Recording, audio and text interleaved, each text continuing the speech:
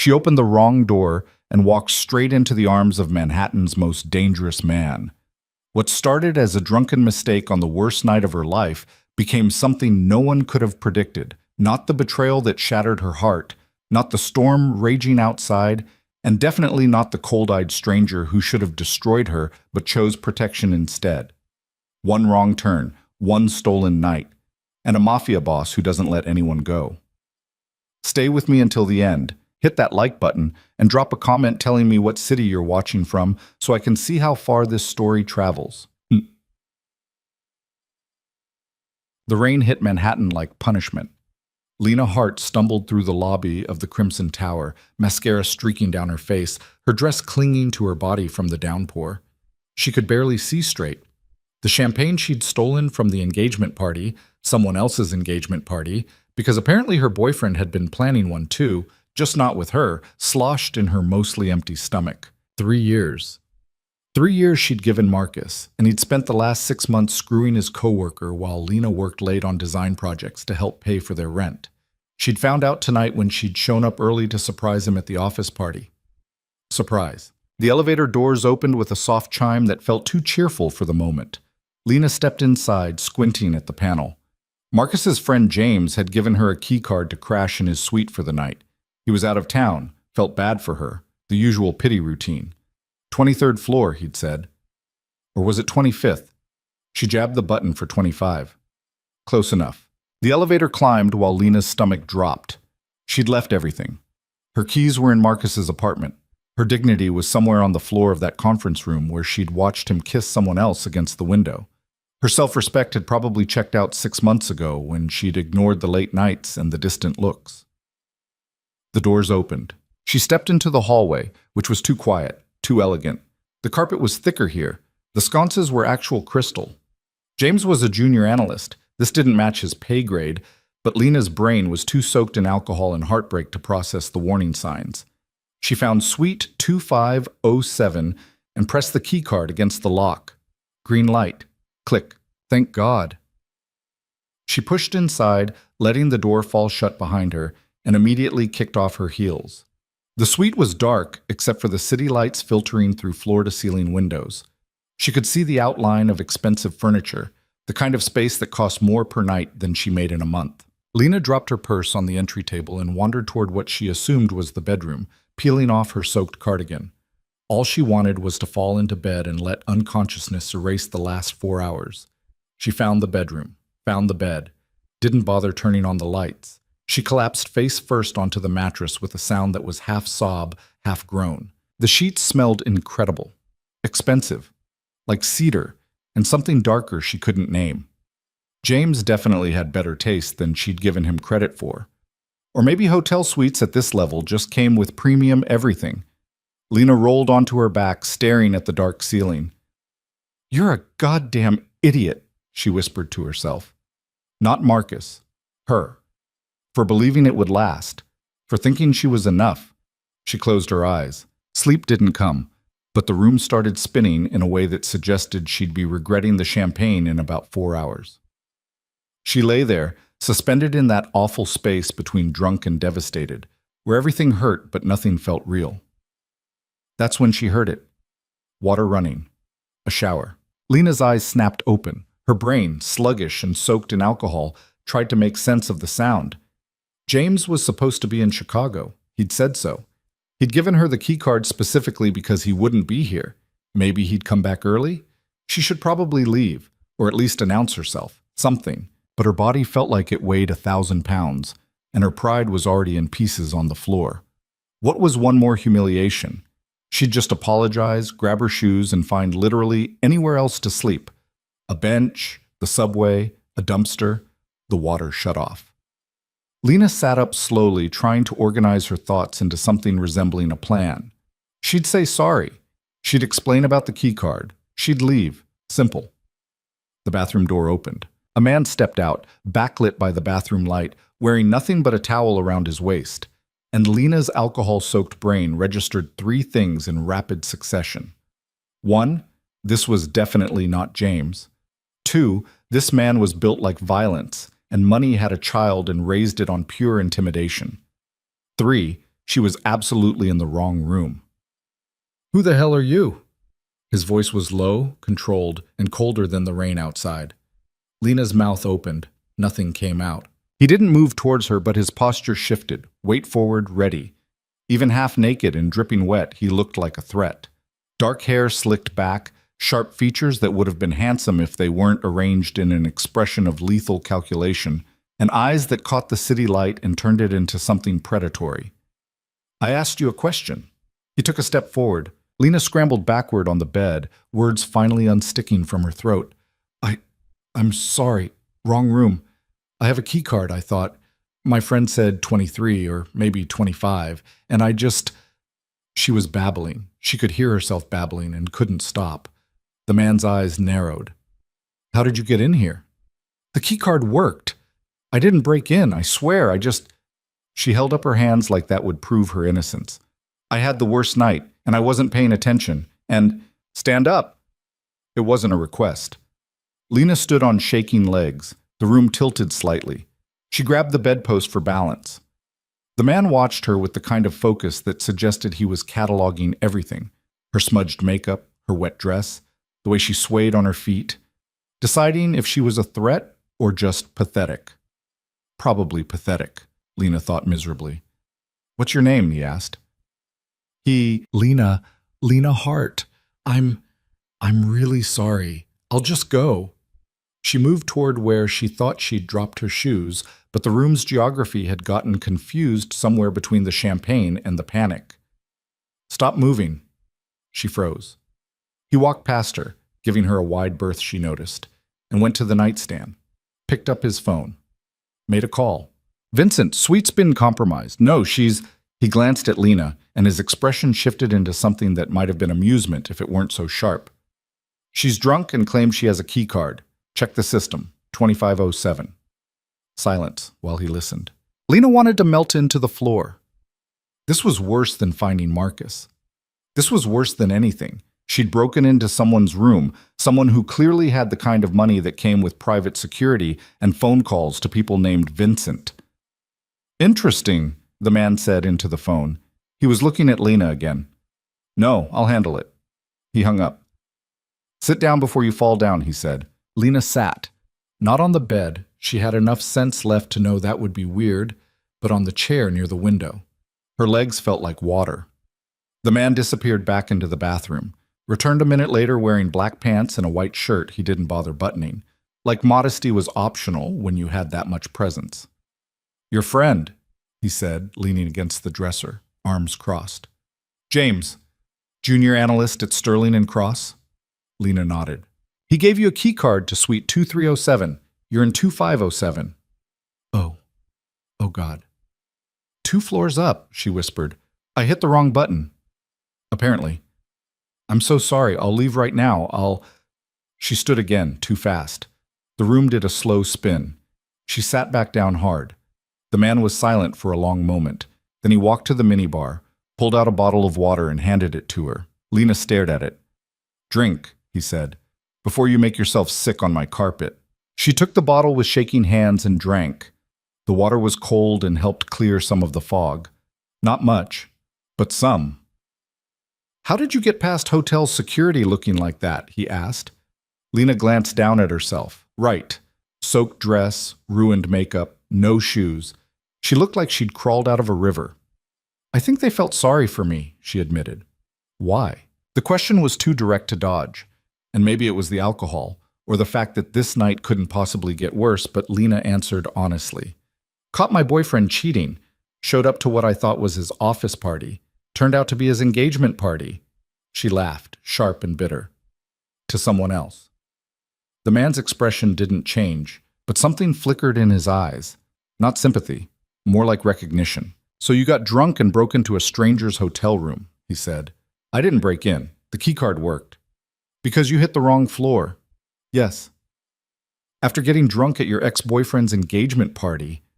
"It wasn't... I didn't know it was..." Lena pressed her palms against her eyes.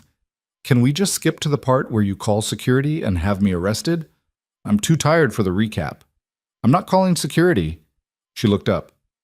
"What?" The man pushed off the dresser and walked to the window, looking out at the storm. Rain lashed against the glass in sheets. It's past midnight. The storm's not stopping anytime soon, and you're in no condition to go anywhere. Lena's brain struggled to process this. So, what? You're just going to let me stay? In the guest room. He turned back to face her. You sleep it off. In the morning you leave. We forget this happened. This had to be a trick or a hallucination. Men who looked like walking danger didn't just offer drunk strangers a place to sleep. Why? She asked. His jaw tightened. For the first time, he looked away. Because I've had nights like yours. Different circumstances. Same feeling. The honesty surprised her more than anything else he'd done. I don't even know your name, Lena said quietly. He met her eyes again, held them, and she realized his weren't just dark. They were the color of smoke, gray with shadows in them. Dante, he said finally. Dante Moretti. The name tickled something in the back of her mind, but the champagne had turned her memory into Swiss cheese. Thank you, Dante, she said, for not, having me arrested or murdered. His mouth twitched. It might have been a smile. The night's young.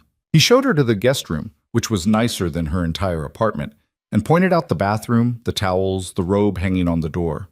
Lock the door if it makes you feel safer, he said. I'll be in the living room if you need anything. Lena nodded, suddenly exhausted down to her bones. Dante turned to leave, then paused at the doorway. Lena. Yeah? Whatever he did, whoever he chose, that's about him, not you. The words hit harder than they should have. She nodded, not trusting herself to speak. He left, closing the door quietly behind him. Lena stood there for a moment, dripping on the expensive carpet, trying to figure out what the hell had just happened. Then she peeled off her wet dress, took the fastest shower of her life, and crawled into the guest bed wearing the hotel robe. The sheets still smelled like cedar. She was asleep in minutes. Lena woke to splitting pain behind her eyes and sunlight cutting through the curtains like a weapon. Hangover. Right. She groaned and rolled over, then froze as the previous night came flooding back in pieces. The party. Marcus, the wrong room, the man in the towel. Dante. She sat up slowly, taking stock. Guest room. Still wearing the robe. Clothes nowhere in sight. This was fine. Everything was fine. Except the part where she'd drunkenly broken into a stranger's hotel suite, and he'd been weirdly decent about it. Lena found her dress hanging in the bathroom, mostly dry. Someone had clearly moved it from wherever she'd dropped it. The thought of Dante handling her wet clothes made her want to crawl under the bed and die, but she forced herself to get dressed anyway. She looked like hell. Makeup smudged beyond repair, hair a disaster, dress wrinkled. But it would have to do. She opened the guest room door carefully. The suite's living room was empty. Quiet. Morning light poured through the massive windows, showing off the space she'd been too drunk to appreciate last night. This wasn't just a hotel suite. This was the kind of place that had actual art on the walls, furniture that belonged in a magazine, and a view of Central Park that probably cost more per night than her monthly rent. A note sat on the coffee table next to a glass of water and 2 aspirin. Take these. There's coffee in the kitchen. Leave whenever you're ready. Last night stays between us. Lena picked up the aspirin, studying the handwriting. Bold, clean, efficient, like the man himself. She took the pills, drank the water, and made her way to the kitchen where a full pot of coffee waited. Someone, Dante presumably, had set out a clean mug. This whole situation was surreal. She poured coffee, added cream from the mini-fridge, and stood at the window while she drank it. The storm had cleared. The city looked washed clean, all glass and steel gleaming in the morning sun. Somewhere down there, Marcus was probably waking up next to his new fiancée. And Lena was drinking coffee in a presidential suite with a stranger who'd shown her more kindness in one night than Marcus had in the last 6 months. The universe had a twisted sense of humor. She finished the coffee, rinsed the mug, and gathered her things. Her purse was still on the entry table where she'd dropped it. Her shoes were by the door, neatly arranged. Lena slipped them on, took one last look at the suite, and let herself out. She half expected to see Dante in the hallway, but it was empty except for a cleaning cart 3 doors down.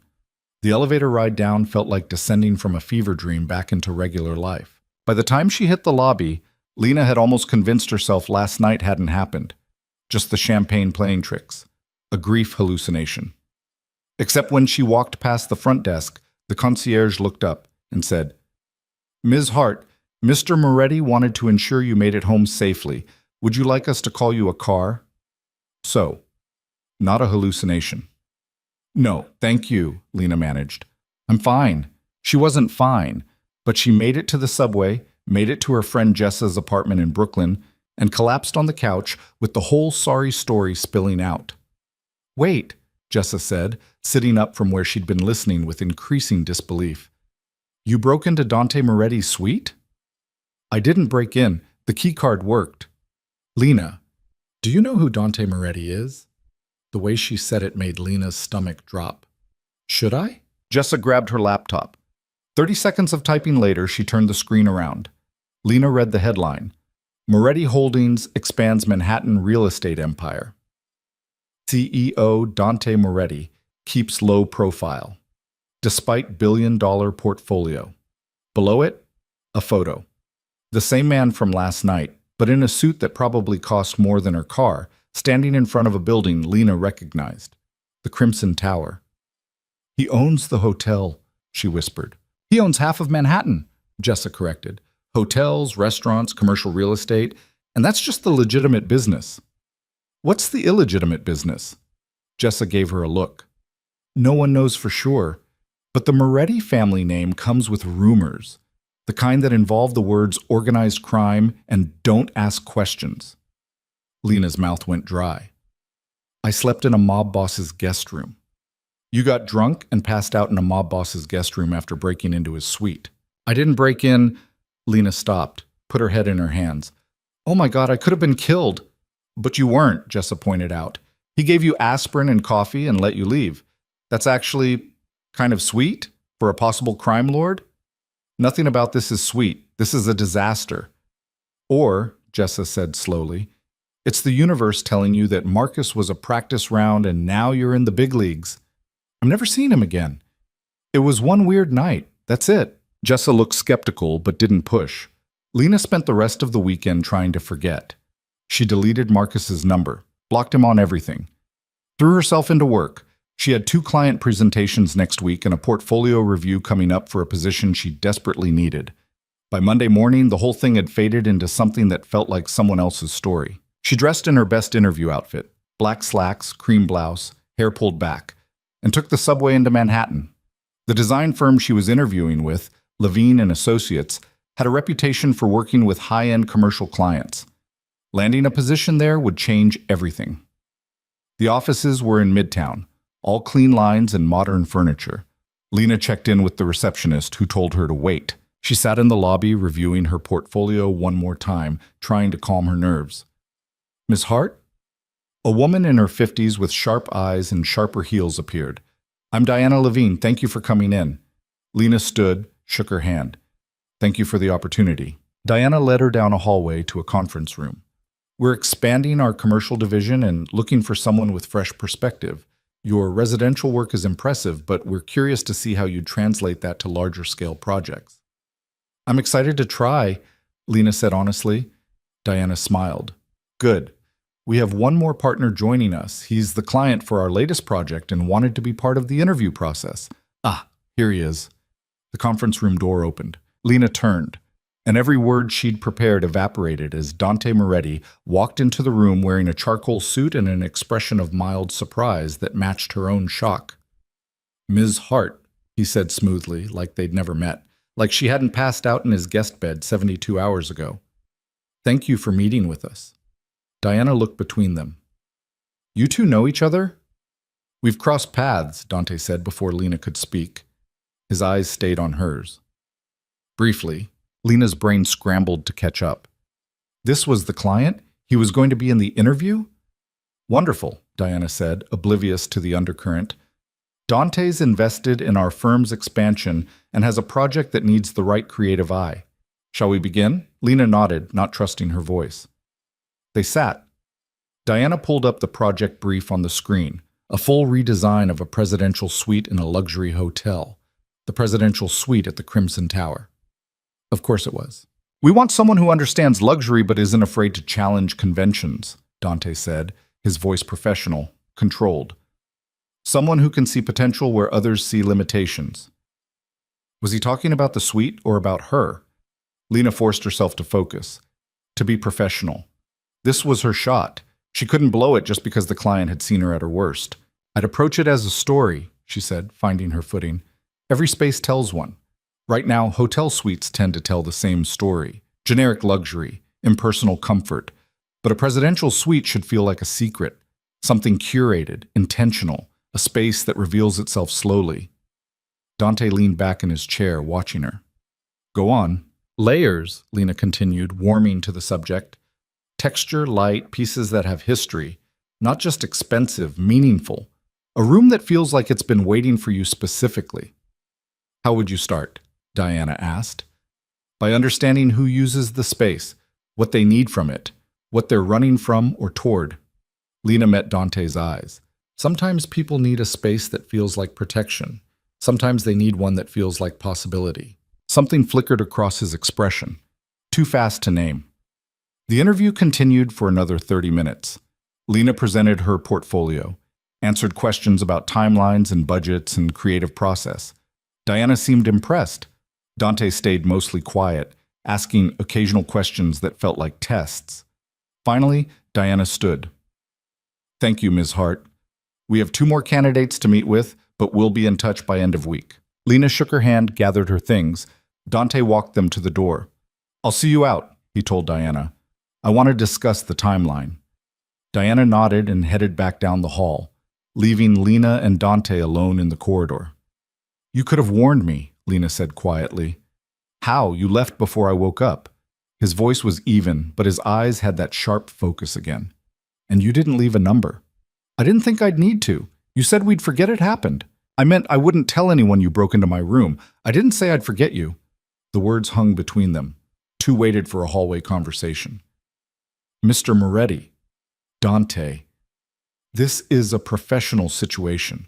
We can't. I know. He stepped closer, not invading her space, but close enough that she could smell cedar again. That's why I stayed quiet. Diana doesn't know about that night. No one does. This is a legitimate interview for a real position. Then why are you here? Because it's my project, my hotel, my suite. His mouth curved slightly. And maybe because I was curious if you'd show up. Lena's heart was doing something complicated in her chest. I need this job. I know. So if this is some kind of game, it's not. Dante's voice went serious. You're talented. Your portfolio proves it. What happened last weekend has nothing to do with whether you're right for this project. Then what does it have to do with? He was quiet for a moment. Then, I don't know yet. Honest? Dangerous. Too much. Lena took a step back. I should go. Lena. He waited until she looked at him. If we hire you, I'll be professional. I promise. And if you don't hire me? Then I'll still be professional. His eyes held hers. But I'll regret it. She left before she could do something stupid like believe him. Patouin. The call came Thursday afternoon. Ms. Hart, this is Diana Levine. I'm pleased to offer you the position. When can you start? Lena's apartment was too small for the amount of screaming she wanted to do. She settled for texting Jessa. I got it. The response came back immediately. The hotel job? Yes, with the mystery man? His name is Dante, and yes, you're going to sleep with him. I am not you absolutely are. Lena threw her phone on the couch. She wasn't going to sleep with her client. This was professional. She was professional. The fact that she could still remember exactly how he looked standing in that towel was irrelevant. She started Monday. The Levine and Associates offices buzzed with the kind of controlled chaos that came with multiple high-end projects running simultaneously. Diana set her up with a workspace, a real desk, not a shared table, and introduced her to the team. Dante wants to meet this afternoon, Diana said. Walk through the suite, discuss vision. I'll send you the access codes. He'll be there? Lena tried to sound casual. It's his hotel. He's very involved in the details. Diana smiled. Don't worry. He's demanding but fair, and he clearly respects your work. Lena spent the morning reviewing the existing suite plans, making notes, sketching ideas. By the time 2 o'clock rolled around, she'd convinced herself she could handle this. She was wrong. The moment she stepped into suite 2507, the same suite she'd stumbled into drunk and heartbroken, every professional intention she'd had scattered like leaves. Dante was standing at the window, phone to his ear, speaking in rapid Italian. He turned when she entered, held up one finger. "Wait." Lena waited, looked around. The space was elegant but cold in daylight, beautiful in the way expensive things often were, impressive but distant. No personality, no warmth. She could fix that. Dante ended his call. "You're on time." "You sound surprised." "Most people aren't." He pocketed his phone. "What do you think?" Lena walked slowly through the space, running her hand along the back of the sofa, studying the light, the bones of the room. "It's beautiful, but it doesn't feel like anyone lives here." "No one does. It's a hotel. People stay here, though. They sleep here, work here, maybe fall apart here." She glanced at him. "It should feel like it knows that." His expression shifted. "What would you change?" "Everything." She pulled out her tablet, showing him the sketches she'd started. Warmer tones, layered textures, fewer hard edges, pieces with stories, vintage finds mixed with custom work. "I want someone to walk in and feel like they've been let into a secret." Dante moved closer to see the screen, close enough that she could feel the heat of him. "Show me." So she did. Walked him through her vision, the reading nook by the window, the bar area with hand-blown glass, the bedroom that would feel like sanctuary. She talked about light and shadow, about creating spaces within spaces. And Dante listened, really listened, asked questions that made her think harder, push further. "The bathroom," he said, pointing to her sketch. "That's not standard." "No, but it's better." She'd designed a wet room with a rainfall shower and a vintage clawfoot tub positioned to face the windows. Most people don't use hotel bathtubs because they feel impersonal. This one's different. It's an experience. Expensive experience. "You own half of Manhattan. I think you can afford the tub." His mouth twitched. "Fair point." They spent 2 hours going over details. Dante had opinions, strong ones, but he wasn't dismissive. When Lena pushed back on his suggestion to keep the existing lighting, he listened to her argument and conceded. "You're stubborn," he observed. "You hired me for my vision, not my compliance." "I hired you because you understand that spaces are emotional, not just functional." The honesty surprised her. "Is that why you wanted someone new, instead of using your usual designers?" Dante was quiet for a moment, looking around the suite. "This room has history for me. I wanted someone who could see it fresh, without assumptions." Lena thought about the night they'd met, about finding him here, in this space. What kind of history? The complicated kind. He met her eyes. Not ready to share that story yet. Yet, like there was a future where he might. "Fair enough," Lena said. "I've got complicated history with this room too." "I remember." Of course he did. They finished the walkthrough. Dante approved her preliminary budget, barely glanced at the numbers actually, which suggested either complete trust or complete indifference to cost. "How long?" he asked as they headed toward the door. 8 weeks if everything goes smoothly, 10 if we hit complications." "Make it 8. I have an event here in November. I want it done." "That's 3 months away." "I'm aware." He held the door open for her. "You said you could do it." "I said 8 weeks if everything goes smoothly. Things never go smoothly." "Then make them." His voice was calm but inflexible. "I have faith in you." Lena wanted to argue, but the challenge in his eyes stopped her. He was testing her again, seeing if she'd buckle under pressure. 8 weeks, she agreed, but I'll need direct access to you for approvals. No waiting 3 days for your assistant to forward emails. "Done. Give me your number." She recited it, watched him save it in his phone. "Don't abuse this," she warned. "I never abuse anything I value." The way he said it made her stomach flip. Lena left before she could analyze that too closely. The next 6 weeks blurred into controlled chaos. Lena threw herself into the project with single-minded focus. She met with fabricators, hunted vintage pieces in Brooklyn warehouses, argued with contractors about timelines. Diana gave her surprising freedom, and Dante, true to his word, responded to her messages within hours, approved changes without micromanaging. But their interactions stayed carefully professional. Brief texts about tile samples, quick calls about furniture delivery. A couple of in-person meetings where they discussed progress with Diana present. Nothing personal, nothing that referenced the night they'd met. Lena told herself she was relieved. She was lying, because every time her phone buzzed with a message from Dante, her heart did something stupid.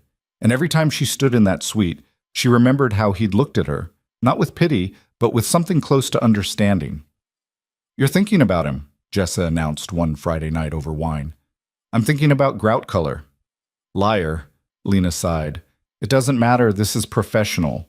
He gave you his personal number. For work purposes. He watches you when you're in the room. Vanessa from accounting told me. She saw you two at a site meeting last week." Vanessa from accounting needs a hobby. Jessa leaned forward. "Do you like him?" "I don't know him." "That's not an answer." Lena stared into her wine. "He's dangerous. Or he's damaged. There's a difference. Either way, it's a bad idea. The best ones usually are." By week 7, the suite was nearly finished. The transformation was stunning. Lena knew it without ego. She'd turned cold elegance into warm sophistication, created spaces that invited you to stay, to breathe, to feel safe. The vintage tub had arrived from an estate sale in Connecticut, the custom bar from a craftsman in Red Hook. The bedroom now had blackout curtains and charcoal velvet, and a reading chair positioned perfectly for morning light. It looked like a home, a beautiful, expensive, carefully curated home. Dante came to see it on a Tuesday evening. Lena was alone in the suite, arranging books on the shelves she'd installed. She'd bought first editions, old poetry collections, novels with broken spines, books that had been loved. She heard the door open, turned. Dante stood in the entryway, perfectly still. "Well," she asked, suddenly nervous. "What do you think?" He didn't answer immediately, just walked slowly through the space, taking it in, ran his hand along the bar, studied the tub, stood at the window where she'd positioned a leather chair. Lena waited, barely breathing. Finally, he turned to face her. "It's perfect." The relief hit hard. "Yeah? You made it feel—" He stopped, started again. "I've been in this room 1,000 times. I've never wanted to stay before." Something in his voice made her chest tight. "That was the goal," she said quietly. Dante crossed to where she stood by the bookshelf, picked up one of the volumes she'd chosen, Neruda, the spine worn soft. "You read Spanish?" he asked. "No, but I liked the way it felt in my hands. Old things have weight." He set the book down carefully. "You see things other people miss. Or I'm just good at faking it." "You don't fake anything." His eyes found hers. "It's one of the things He stopped. "One of the things that makes you good at this." What had he almost said? Lena didn't ask. "There's still punch list items," she said, retreating to safer ground. "Final walkthrough next week. Diana wants to schedule the photography for— Have dinner with me." The words landed like a door slamming. Lena stared at him. "What?" "Dinner. Tomorrow night, to celebrate the project." "That's not— We can't— Why not?" "Because you're the client. Because this is professional. Because you're scared," Dante finished. "I'm not scared." "Then have dinner with me." Her heart was pounding. "This is a terrible idea." "Probably." He didn't move closer, but his focus was absolute. "But I'm asking anyway." Lena should say no. Every rational part of her brain was screaming it. "One dinner," she heard herself say. "That's it?" His smile was slow and devastating. "One dinner," he agreed, and Lena realized, far too late, that she'd just made a mistake she couldn't take back. Lena changed outfits 4 times before settling on a black dress that looked effortless but had cost her 2 weeks of grocery money. She told herself it was just dinner, a professional celebration. Nothing more. Jessa, sprawled on her bed watching the wardrobe crisis unfold, wasn't buying it. "You're wearing the good underwear," she observed. "I always wear good underwear. Those are from the set you bought for Marcus's birthday." The one you never gave him because you found out he was screwing Jennifer for marketing. Lena threw a shoe at her. Jessa dodged, laughing. I'm making a point, Lena said, that I've moved on, that I'm not some pathetic woman who falls apart over a cheating ex. By having dinner with a maybe mob boss? He's a real estate developer, with rumored mafia connections. Rumored, not confirmed. Lena checked her reflection one more time. The dress hit right above the knee, elegant without trying too hard. Her hair fell in loose waves that had taken 40 minutes and 3 YouTube tutorials to achieve. It's one dinner. Famous last words. The restaurant Dante had chosen was in the West Village, the kind of place without a sign on the door. Lena gave her name to the host, who led her through a dimly lit space filled with quiet conversation and the smell of fresh bread and wine. Dante was already there, standing when she approached. He wore a navy suit without a tie, the collar of his shirt open. He looked like money, and danger had reached a gentleman's agreement. You're early, Lena said. I'm always early. You're on time. He held her chair. I wasn't sure you'd show. I said I would. People say a lot of things. The waiter appeared with water and menus. Dante ordered wine in Italian, consulting her with a look. She nodded, not trusting herself to parse a wine list in her current state of nerves. When they were alone again, Dante leaned back in his chair, studying her. You're nervous. I'm not. Your left hand is fidgeting with your bracelet. You've done it 3 times since you sat down. Lena stilled her hand. Maybe I'm just particular about my jewelry. His mouth curved. Maybe. The wine arrived. Lena took a sip. It was excellent, smooth and dry, with notes of something she couldn't name. Probably cost more than her rent. So, she said, needing to break the silence, tell me about the event. The one in November. It's a gala, fundraiser for a local youth center. Dante swirled his wine, watching the legs run down the glass. We do it every year. High-profile donors, press, the usual circus. And you want it in the new suite? I want to show it off, prove that the Crimson Tower isn't just another luxury hotel. He met her eyes. That it has vision. No pressure. You can handle pressure. I've seen you argue with contractors twice your size about tile placement. Lena felt heat creep up her neck. You were watching that? I was passing by. You told the guy from Queens that his installation method was amateur hour, and if he didn't fix it, you'd find someone who graduated kindergarten. He was doing it wrong. He was terrified. Good. Fear motivates quality. Dante laughed. A real laugh, not the controlled version she'd heard before. The sound did something dangerous to her composure. The food arrived in courses, each one more beautiful than the last. They talked about the project, about design philosophy, about how spaces shaped behavior. Dante had opinions on architecture that surprised her. He understood how rooms made people feel, how light and proportion created emotion. You think about this a lot, Lena observed, cutting into perfectly cooked lamb. I collect buildings. I should understand what makes them work. He paused. My father used to say real estate was about location. He was wrong. It's about psychology. It was the first time he'd mentioned family. Lena filed it away, curious. What did your father do? She asked carefully. Dante's expression went neutral. Import-export, traditional family business. The way he said it suggested the conversation was closed. Lena let it drop. What about you? Dante asked. How does someone end up in interior design? My mom was an artist, painter mostly. She saw the world in color and composition. Lena smiled at the memory. She used to rearrange our apartment every 6 months. New layout, new energy. Drove my dad crazy, but I loved it. Watching her transform space with just furniture and light. She taught you. She died when I was 16. Cancer. The word still tasted bitter. But yeah, she taught me to see possibilities instead of limitations. Dante was quiet for a moment. I'm sorry. It was a long time ago. Lena took another sip of wine.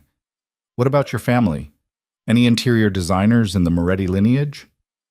My mother liked beautiful things. She had excellent taste and terrible judgment in men.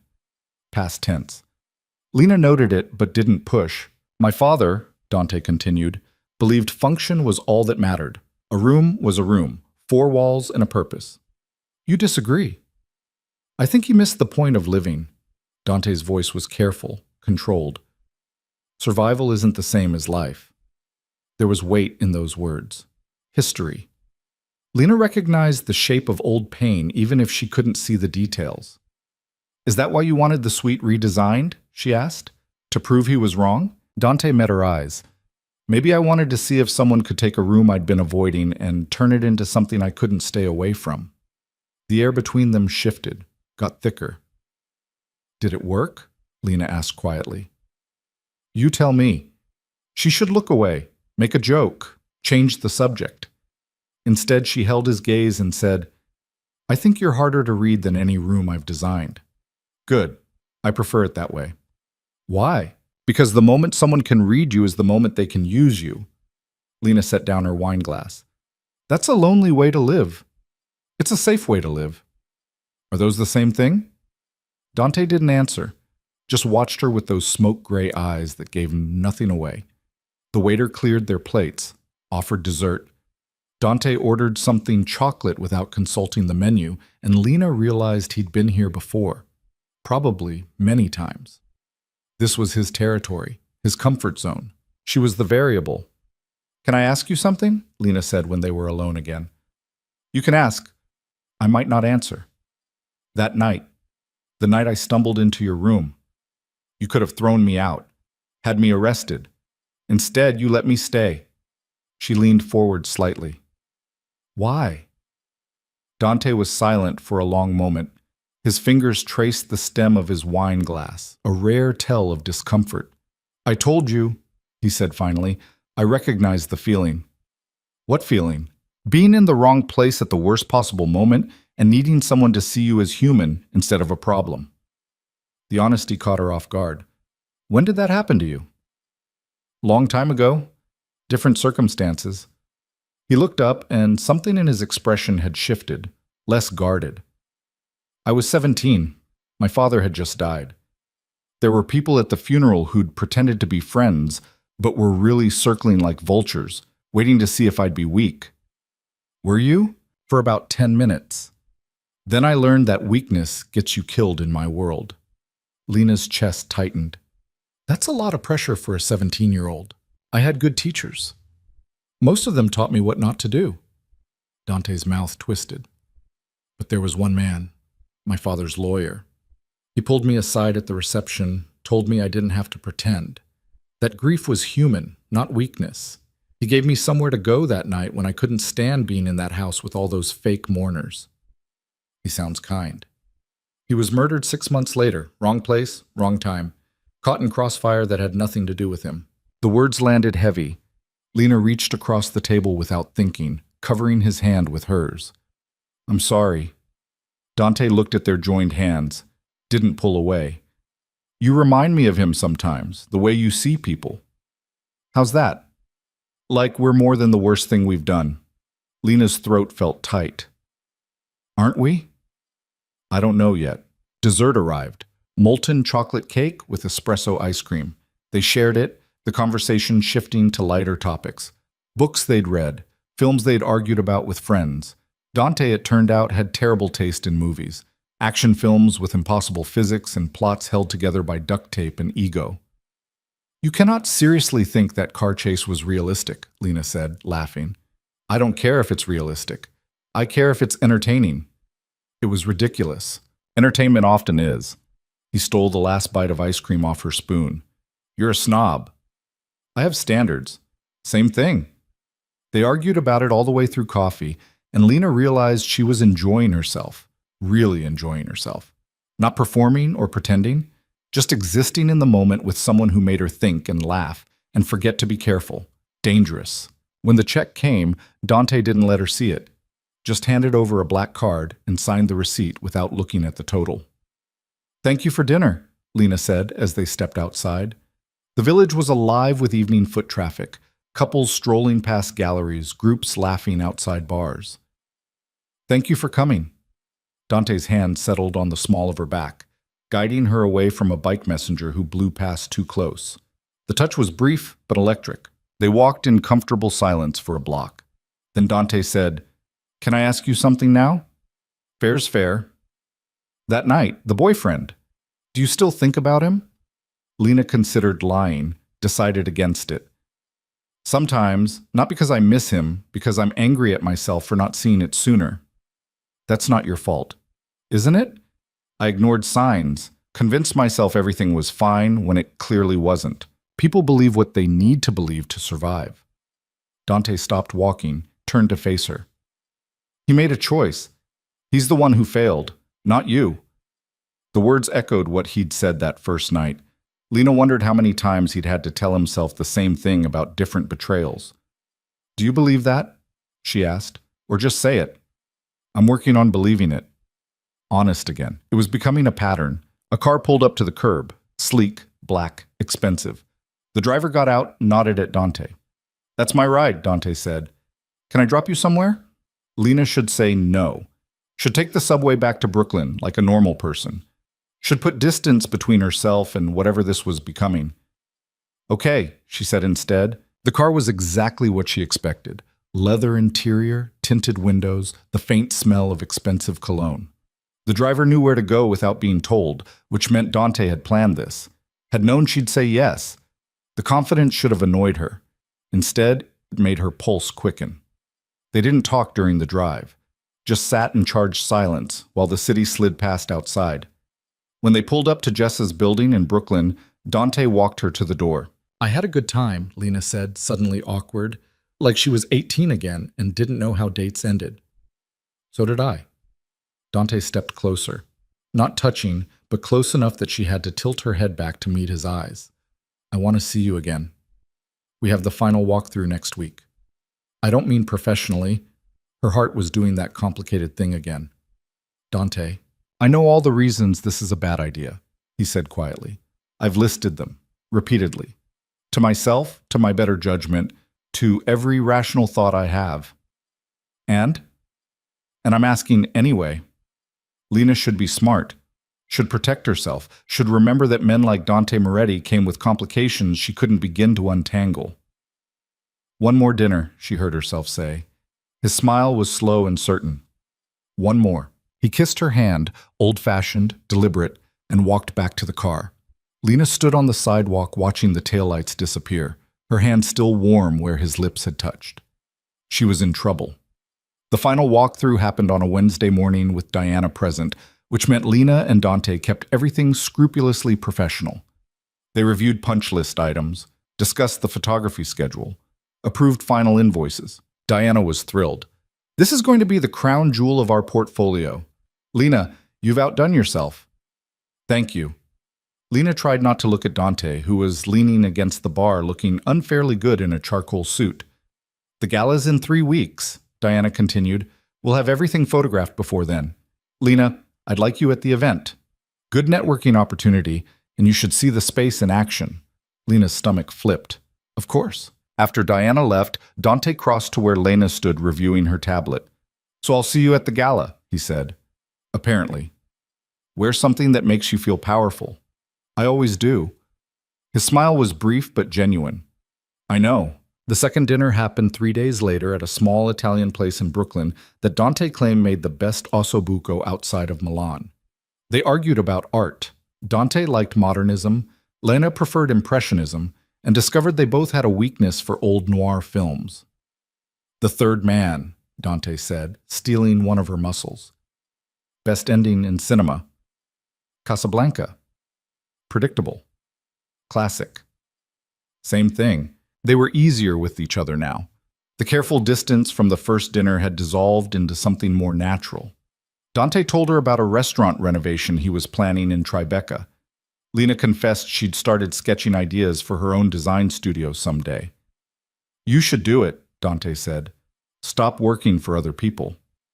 I need experience first, credibility. You have talent. That's all the credibility you need. Says the man who inherited an empire. Dante's expression shifted. I inherited debt and enemies. The empire I built myself. The edge in his voice told her she'd hit something tender. I'm sorry, I didn't mean... It's fine. He forced his shoulders to relax. People make assumptions. It's easier than asking questions. Then I'm asking, what really happened when your father died? Dante was quiet for a long moment, staring at his wine. When he spoke, his voice was careful, controlled. My father was a complicated man. He built something powerful, but he also made enemies. When he died, those enemies thought they could take what he'd built. Dante met her eyes. I proved them wrong. How? By being more ruthless than they expected from a 17-year-old kid. The words hung between them. Lena should be scared, should recognize the warning signs. Instead, she just felt sad for the boy who'd had to become dangerous to survive. Do you regret it? She asked quietly. Regret what? Surviving? Becoming what you had to become. Dante's jaw tightened. Every day. But regret doesn't change the past. It just makes the present heavier. Lena reached across the table again, the gesture becoming familiar. You're not what people think you are. Yes, I am. I'm exactly that. He turned his hand over, lacing his fingers through hers. But maybe with you, I could be something else, too. The admission cost him. She could see it in the tension around his eyes. What do you want to be? She asked. I don't know yet. Someone who doesn't have to calculate risk every time he cares about something. That sounds exhausting. It is. They finished dinner and walked along the waterfront, the Manhattan skyline bright across the water.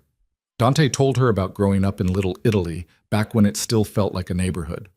Lena talked about her mom's art studio, the smell of oil paints and turpentine that meant home. When Dante's car dropped her off that night, he walked her up again, stood closer this time.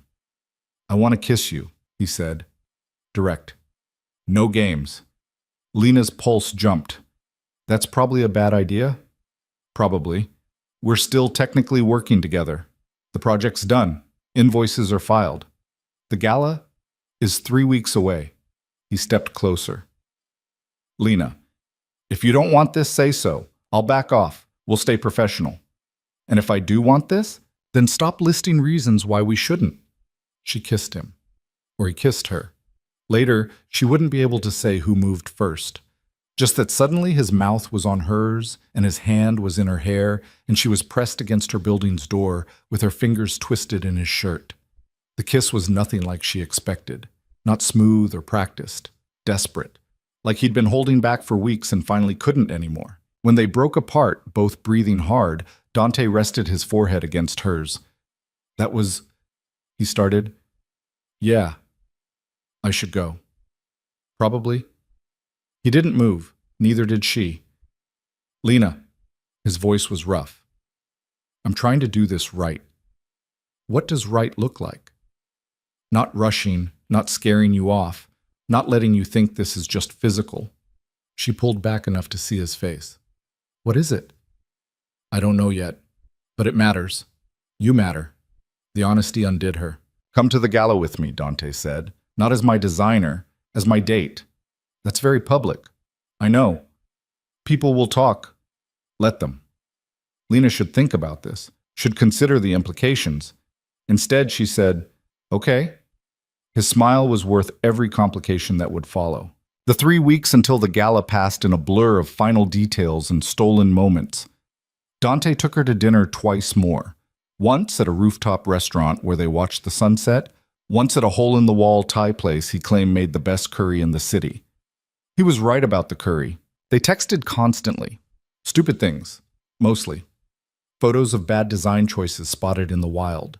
Arguments about whether pineapple belonged on pizza. Once, very late at night, Dante sent her a message that just said, can't sleep, thinking about you. And Lena stared at her phone for 10 minutes, trying to formulate a response that didn't sound desperate. She settled on same and fell asleep smiling. Jessa watched the whole thing with increasing amusement. You're falling for him, she announced one Saturday morning over coffee. I barely know him. You know enough. And he's falling for you too. You don't know that. Lena, the man sends you photos of architectural crimes at 3 a.m. and calls them our running list of what not to do. He's gone. Maybe. Probably. Lena didn't let herself think about it too hard. The night of the gala, she wore a dress she'd found in a vintage shop in Soho. Emerald silk that made her skin glow and her curves dangerous.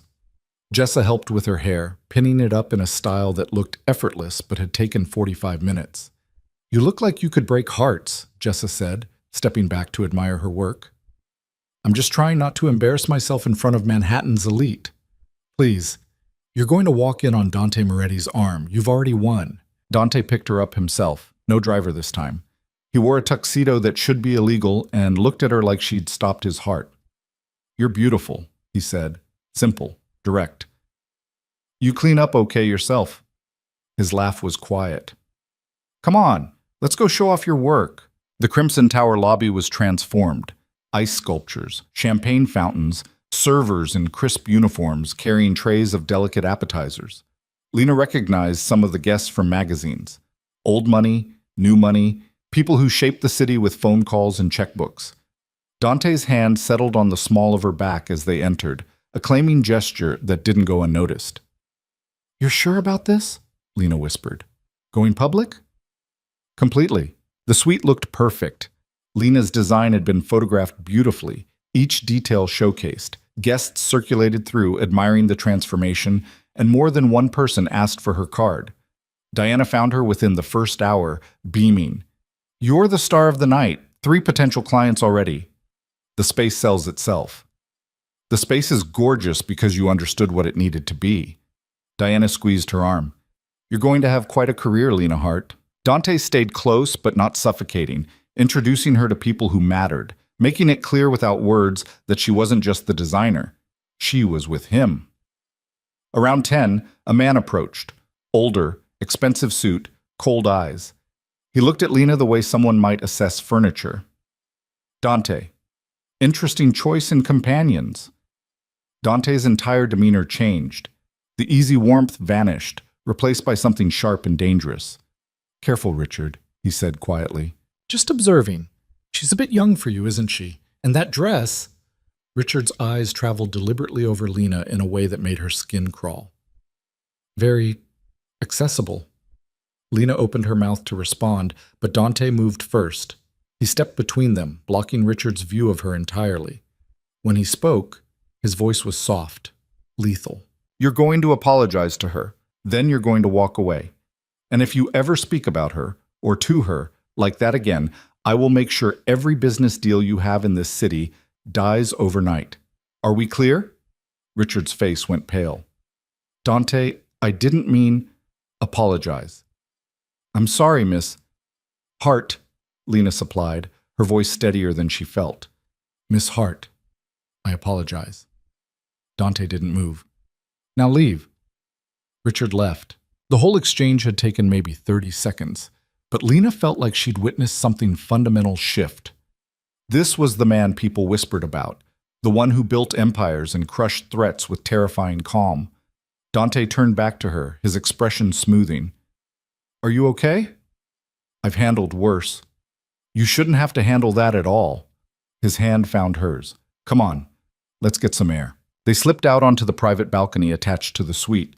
The city sprawled below them, endless lights against dark sky. I'm sorry, Dante said after a moment. For what? You defended me. For bringing you into this. For exposing you to men like Richard. Lena turned to face him. I chose to come tonight. I chose to be here with you. Lena, no. Listen. She stepped closer. I know what people think about you. I've heard the rumors, and maybe some of them are true. But you've never been anything but honest with me. You've never made me feel small or used or stupid. So whatever happened back there, that wasn't about you. That was about him being an asshole. Dante's eyes searched hers. You're not scared? Of you? No. You should be.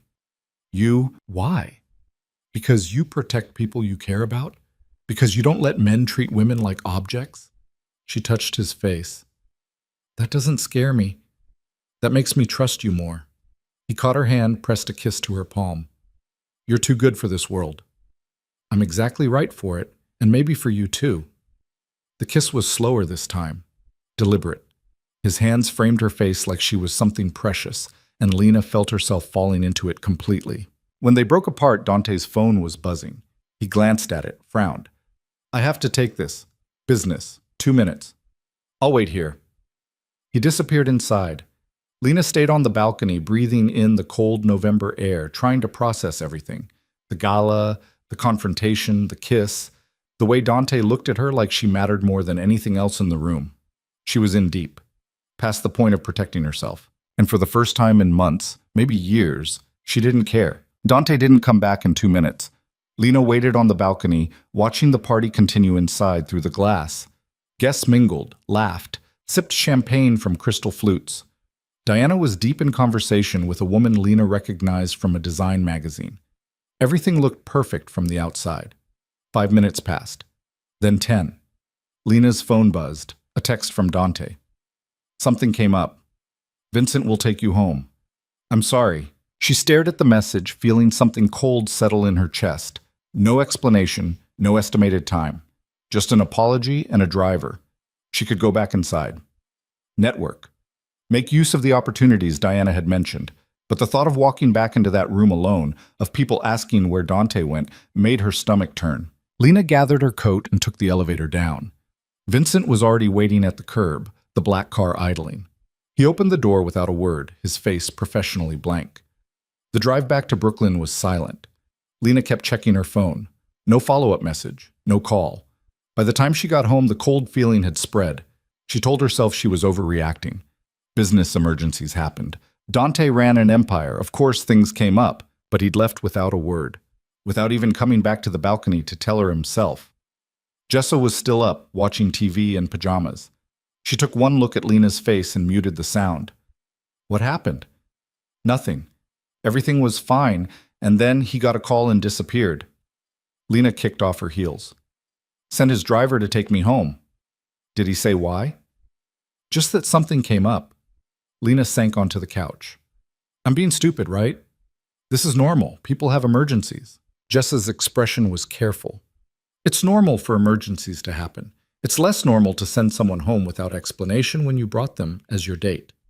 Maybe it was serious. Maybe he couldn't. Lena. Jessa took her hand. I'm not saying he's a bad guy. I'm saying you deserve better than being left on a balcony wondering what you did wrong. I don't think I did anything wrong. Then why are you making excuses for him? Lena didn't have an answer for that. She changed out of the emerald dress, scrubbed off her makeup, and tried to sleep. Her phone stayed silent. By morning, she'd convinced herself it was fine, a one-time thing. Dante would explain when he called. He didn't call. 3 days passed. No messages, no explanation, just silence where there'd been constant contact before. Lena told herself not to reach out first, that if he wanted to talk, he would, that she wasn't going to chase someone who'd made her feel like she mattered, and then vanished. On the 4th day, Diana called. Lena, I have exciting news. We're being featured in Metropolitan Design next month. They want to interview you about the Crimson Tower suite. That's amazing. There's more. I got a call from a developer in Chicago. He saw the gala photos online and wants to discuss a hotel redesign, potentially a whole chain. Diana's voice pitched higher with excitement. This could be huge for you. Chicago? I know it's far, but the opportunity, Lena, this is the kind of project that makes careers. I think you should take the meeting. Lena's brain struggled to keep up. When? Next week. He's flying you out, putting you up at his flagship property. First-class treatment. Diana paused. I already told him you'd come. Was that presumptuous? No, it's great, thank you. After she hung up, Lena sat staring at her phone. A major opportunity. Exactly what she'd been working toward. So why did it feel like running away? Her phone buzzed. Finally. But it wasn't Dante. It was Vincent. Mr. Moretti requests a meeting tomorrow, 2 p.m., Crimson Tower. Not a call, not even a message from Dante himself. A summons delivered through his driver. Lena's jaw tightened. She typed back, I'll be there. She showed up at 1:55 wearing her armor, black pants, white blouse, hair pulled back severe, professional, untouchable. The suite looked exactly as she'd left it, beautiful, empty. Dante was standing at the window when she arrived, his back to the door. He didn't turn immediately. Thank you for coming, he said. Your driver didn't make it sound optional. Now he turned. He looked tired, shadows under his eyes, tension in his shoulders, like he hadn't slept since the gala. Good, Lena thought viciously, then felt guilty for thinking it. I owe you an explanation, Dante said. You owe me more than that. His mouth tightened. You're right. Lena crossed her arms. Waited. Dante moved to the bar, poured himself whiskey even though it was barely past lunch. Didn't offer her one. The call I got that night, he started. It was about a situation I'd been managing. A business associate who'd been making threats. Vincent informed me he'd shown up at the gala with intentions I couldn't ignore. What kind of threats? The kind that involve people I care about getting hurt. Dante's voice was flat, controlled. I had to handle it immediately. So you sent me home without a word. I sent you somewhere safe. You could have told me that. You could have taken 30 seconds to come back to the balcony and explain instead of texting me through your driver like I was an appointment to cancel. Dante flinched. You're right. And then you disappeared for 4 days. No call, no message, nothing. Lena's voice cracked despite her efforts. I don't even know what I thought. That I'd done something wrong. That you'd changed your mind. That I'd been an idiot for thinking this mattered to you. It matters.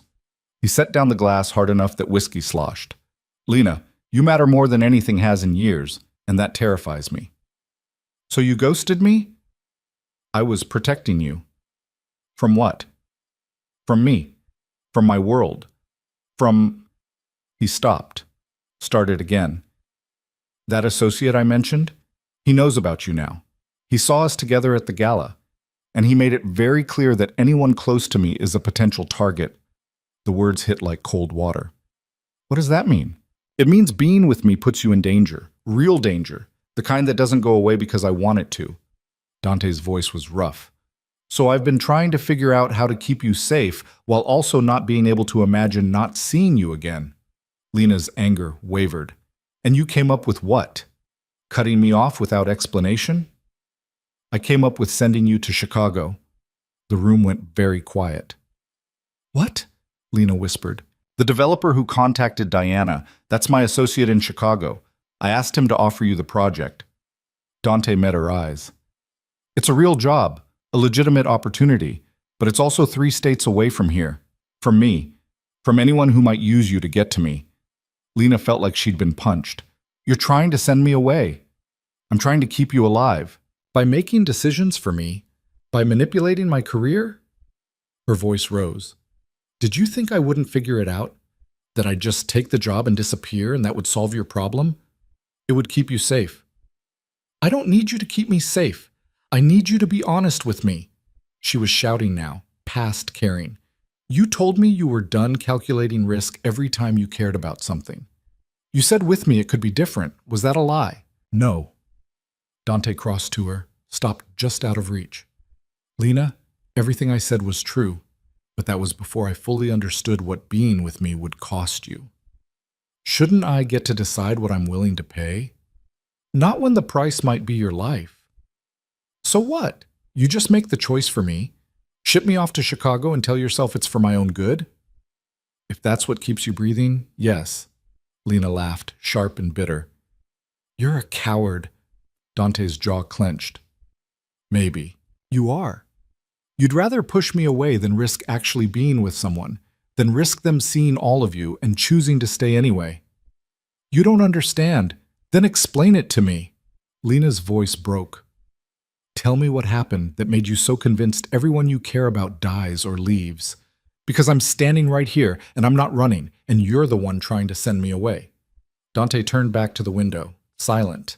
Lena waited, gave him the space to choose honesty or walls. Finally he spoke. Her name was Elena. The name landed soft, careful. She was my mother's housekeeper's daughter. We grew up together. She was the first person who didn't care that I was a Moretti, who saw me instead of the name. His voice was distant, remembering. When my father died and everything went to hell, she stood by me, told me she didn't care about the danger, that we'd face it together. Lena's chest tightened. She already knew how this story ended. I believed her, Dante continued. I let her in, let her see everything. And for a while it was good. I thought maybe I could have both, the empire and someone to share it with. What happened?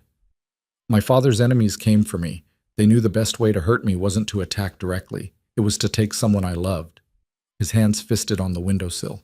They grabbed her outside her apartment, held her for 3 days, made sure I knew exactly what they were doing to her. Lena's hand went to her mouth. I got her back, Dante said flatly. Paid the ransom, eliminated everyone involved, but she was broken. What they did to her, she couldn't look at me without seeing the reason it happened. She left the city 6 months later. I haven't spoken to her since. Dante. She was 19 years old. She had nothing to do with my world, my choices, my father's sins, and they destroyed her to make a point. He finally turned around, and his eyes were devastated. So when I tell you I'm trying to protect you, I mean it. I can't watch that happen again. I won't.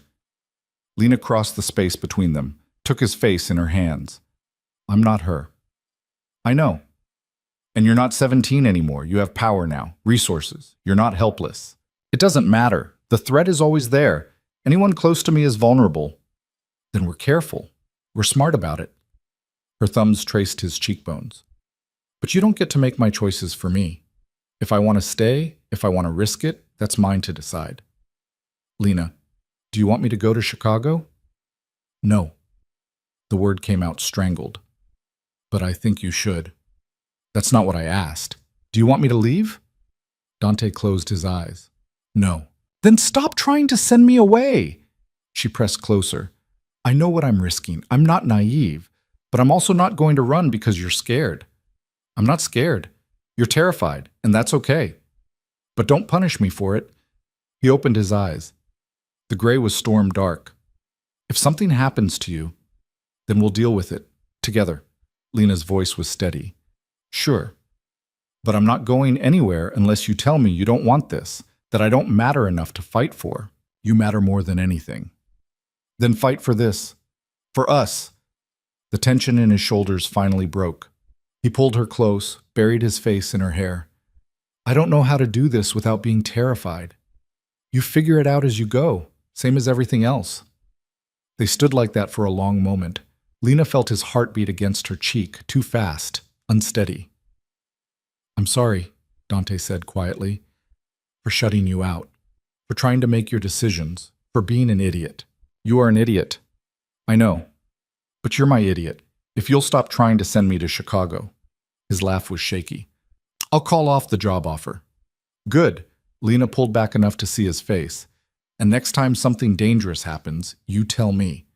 You don't protect me by lying or disappearing. You trust me enough to handle the truth.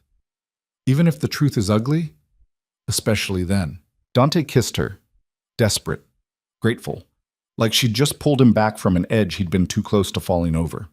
When they broke apart, he rested his forehead against hers. I'm still going to worry. I know, but we're going to work on the difference between worry and control. That sounds like therapy talk. Maybe you need therapy. Probably. He smiled slightly. Will you come with me? To therapy? To dinner, tonight, tomorrow, as many nights as you'll give me. Lena pretended to consider. I might be busy. Lena. Fine. But you're buying. Always. They left the suite together. Took the elevator down in comfortable silence, hands linked. When they reached the lobby, Dante pulled her aside. There's something else I need to tell you. Lena's stomach dropped. What? The resort project, the one I've been developing upstate. It's having issues. Foundation problems, permit delays. I need to go up there next week to handle it personally. Okay. I want you to come with me. She blinked. To a construction site? To the resort. It's on a lake. Beautiful location. The main building needs interior design work eventually. I want your opinion on the space. He hesitated. And I don't want to be away from you for 3 days. That's very demanding. I know. You can say no. Lena thought about it. A weekend away. Alone with Dante. Away from the city, the pressure, the eyes watching. When do we leave? His smile was sunlight breaking through clouds. Friday morning. The rest of the week passed in a blur of work and anticipation. Diana was understanding about Lena turning down the Chicago job. Someone else from the firm would take the meeting instead. Lena focused on smaller projects, building her portfolio, fielding calls from potential clients who'd seen the gala photos. She and Dante texted constantly, but carefully. No more disappearing acts, no more assumptions. When Dante had to cancel dinner Wednesday because of a board meeting that ran late, he called her himself to explain and suggested breakfast Thursday instead. They were learning, slowly, imperfectly. Friday morning, Dante picked her up at 6. The drive upstate took 3 hours through increasingly rural landscape, cities giving way to small towns and then to forest. They talked about everything and nothing, books, music, the ridiculous action movies Dante loved. "I still think you have terrible taste," Lena said. "I think you're a snob who can't appreciate pure entertainment." They blew up a helicopter with a motorcycle. A motorcycle. Exactly. Peak cinema. She threw a piece of the muffin she'd been eating at him. He caught it without looking away from the road. The resort sat on the edge of a massive lake, surrounded by pine forest. The main building was half-finished, construction equipment scattered around like abandoned toys. But even incomplete, Lena could see the potential. Sprawling stone and glass structure, huge windows facing the water. "It's beautiful," she said. "It will be, once we solve the foundation issues and the county stops changing their requirements every 3 weeks. Dante parked near a smaller building set back from the main construction. "That's the guest house, where we're staying." The guest house was modest compared to the main resort, but still elegant. 2 bedrooms, open kitchen and living area, wraparound porch with lake views. Someone had stocked the fridge with groceries. "Vincent's work," Dante explained. "He's efficient. He's thorough." Lena explored the space, already mentally cataloging design elements she liked. "This is nice. We can stay here while I meet with the contractors. You can look around, sketch ideas, or just relax, whatever you want." What she wanted was to stop pretending this was just a professional trip. Lena crossed to where Dante stood unpacking groceries and kissed him, slow, deliberate. "Hi," she said when they broke apart. "Hi yourself." His hand settled on her hips. "What was that for?" "For bringing me here. For trusting me enough to let me in." "I'm working on it." "I know." She kissed him again. "Keep working." They spent the afternoon together, Dante reviewing plans with his site manager while Lena sketched the main building's interior, imagining how to make the space feel warm despite its size. When the contractors left around 5, they walked down to the lake. The water was dark glass, reflecting pine trees and sky. No boats, no people. Just silence and the occasional call of a bird Lena couldn't name. "This is where I come when the city gets too loud," Dante said. "It's the only place I can hear myself think." "I can see why." Lena picked up a smooth stone, turned it over in her palm. "It's peaceful." "I almost didn't buy it. Thought it was too far from everything that mattered." "What changed your mind?" "I realized distance from the chaos might be exactly what I needed." He glanced at her. "Somewhere I could be someone other than Dante Moretti, empire builder and target." "Who are you here?" "I'm still figuring that out." They stayed until the sun started to set, painting the lake in shades of orange and pink. When the temperature dropped, they headed back to the guest house. Dante cooked, pasta with fresh vegetables, simple but good, while Lena opened wine. They ate on the porch, wrapped in blankets against the November chill, talking about the resort's potential. Lena suggested making each room feel distinct, using local artists for custom pieces. Dante listened, asked questions, made notes. "You're good at this," he said, "seeing what a place could be. It's easier when the bones are right. This place has good bones." "So do you," Lena laughed. "Was that a compliment or a construction metaphor?" "Both." They cleaned up together, moving around the small kitchen in comfortable rhythm. When the dishes were done, Dante pulled her close. "Thank you for coming with me," he said. "Thank you for asking. Lena," his voice was serious now, "I need to tell you something." Her stomach tightened. "Okay."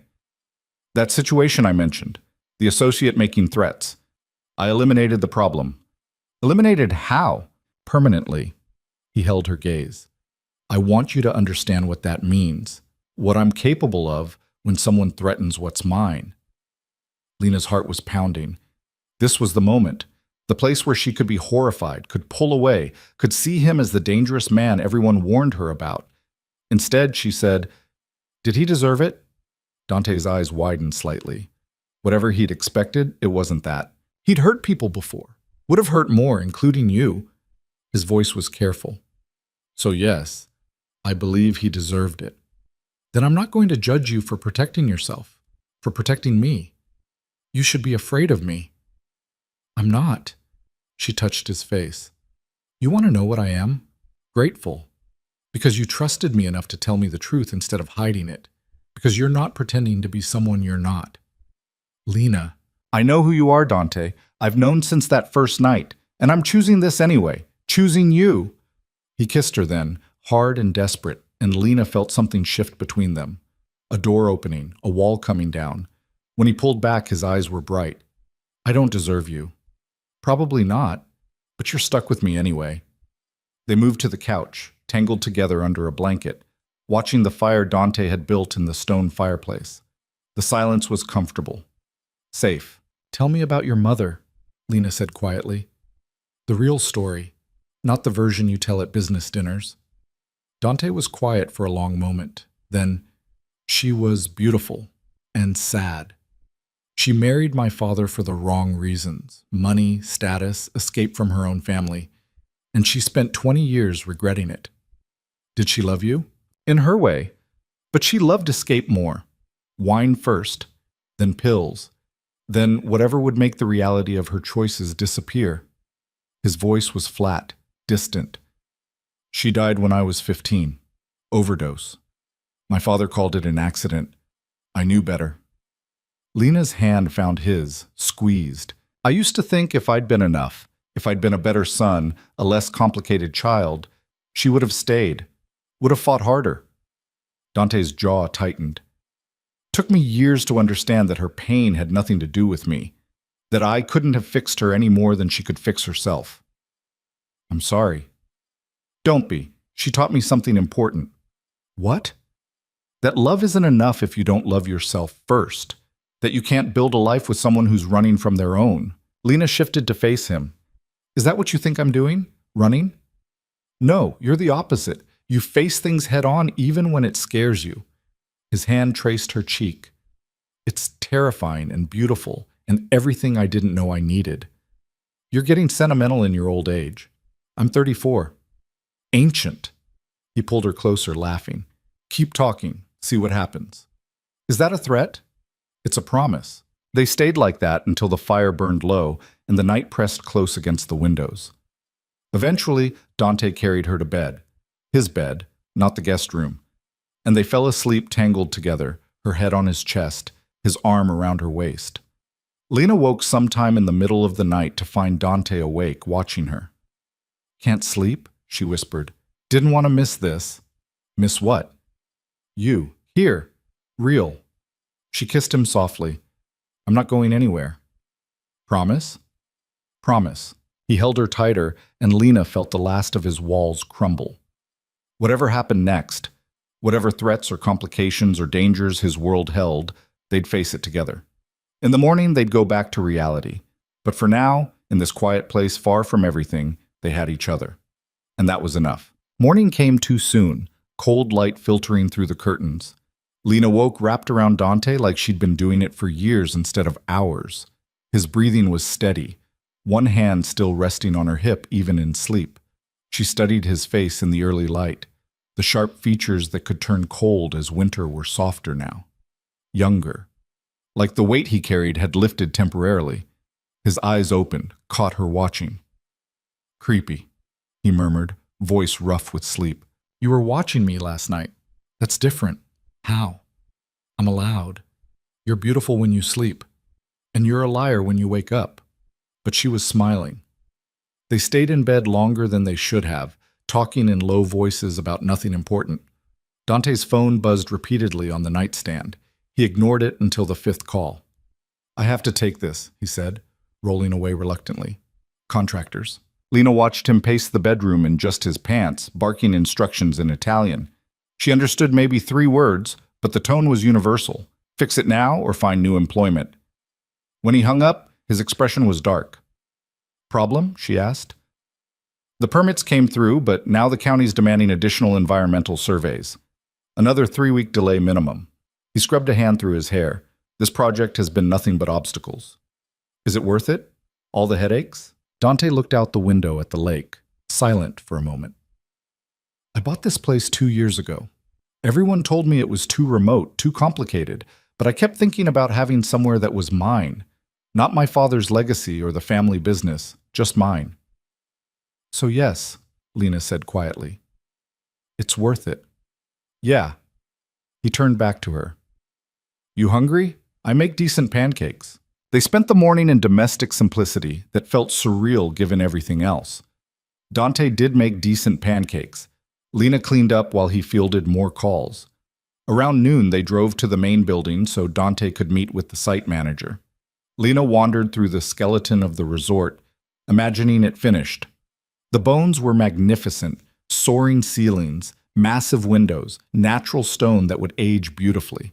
She took photos, made notes, sketched quick ideas in her notebook. She was so absorbed she didn't hear Dante approach until he spoke. What are you thinking? She turned. He'd shed his jacket, rolled up his sleeves. There was something about seeing him like this, hands-on, engaged with the work, that made her chest tight. I'm thinking you could make this lobby feel like a forest. Bring the outside in. Natural materials, living walls, light that changes with the seasons. She showed him her sketch. People should walk in and feel like they've entered somewhere wild but safe. Dante studied the drawing. How much would that cost?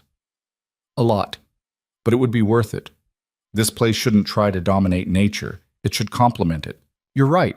He handed back the notebook. When this opens, I want you to design it. Not Diana's firm. You. Your own contract. Lena's heart jumped. Dante, I'm serious. You're ready, and I trust your vision more than anyone's. That's a huge project. So hire help. Build a team. I'll front the capital if you need it. His eyes were steady. Sure. I'm not offering because we're together. I'm offering because you're the best person for this. She wanted to argue, to point out all the ways it could complicate things. But looking at his face, she knew he meant it. This wasn't nepotism or favoritism, it was belief. Okay, she said, but I want a real contract, market rates, no special treatment. Deal. He smiled, though I reserve the right to be a demanding client. You're already a demanding client. Then nothing changes. They spent another hour walking the property. Dante showed her the planned cabin sites, the future spa location, the trail system that would wind through the forest. His enthusiasm was contagious, and Lena found herself caught up in it, seeing the vision taking shape. By late afternoon, dark clouds had rolled in, turning the sky steel gray. Thunder rumbled in the distance. We should head back, Dante said, eyeing the weather. They made it to the guest house just as the first drops hit. Within minutes, it was a downpour, sheets of rain hammering the roof, wind rattling the windows. The temperature dropped fast.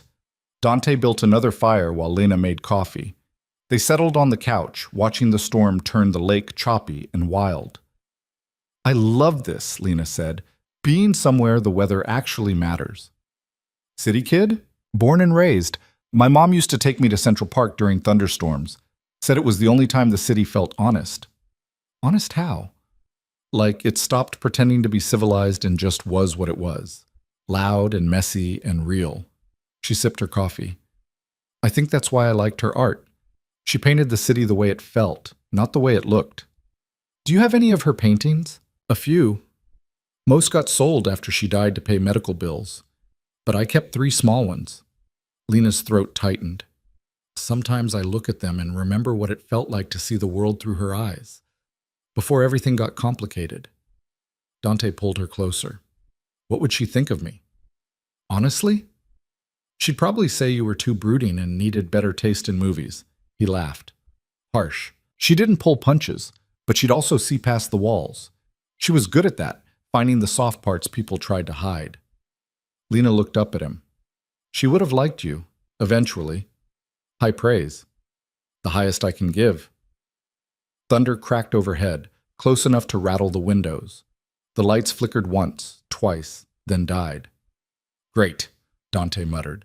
He grabbed his phone, used the flashlight to navigate to a closet, returned with candles and matches. Soon the room was full of soft, wavering light. The fire crackled. Outside, the storm raged. This feels like a horror movie setup, Lena observed. If a masked killer shows up, I'm pushing you toward him first. Wow, chivalry is dead. I never claimed to be chivalrous. What do you claim to be? Dante was quiet, considering. Pragmatic. Protective of what's mine, too stubborn for my own good. You forgot brutally honest and emotionally constipated. I'm working on that second one. I've noticed. Lena shifted to face him. Can I ask you something? Always. That night at the gala, when Richard said those things about me, you looked like you wanted to kill him. I did. But you didn't. You just threatened his business interests. Because you were watching. I didn't want you to see that side of me. Dante's jaw tightened. But make no mistake, if he touched you, if he'd done anything more than talk, I wouldn't have stopped at threats. The certainty in his voice should have scared her. Instead, it made her feel safe in a way she'd never experienced. I need you to understand something, Lena said carefully. I'm not naive. I know who you are, what you're capable of, and I'm not asking you to be someone you're not.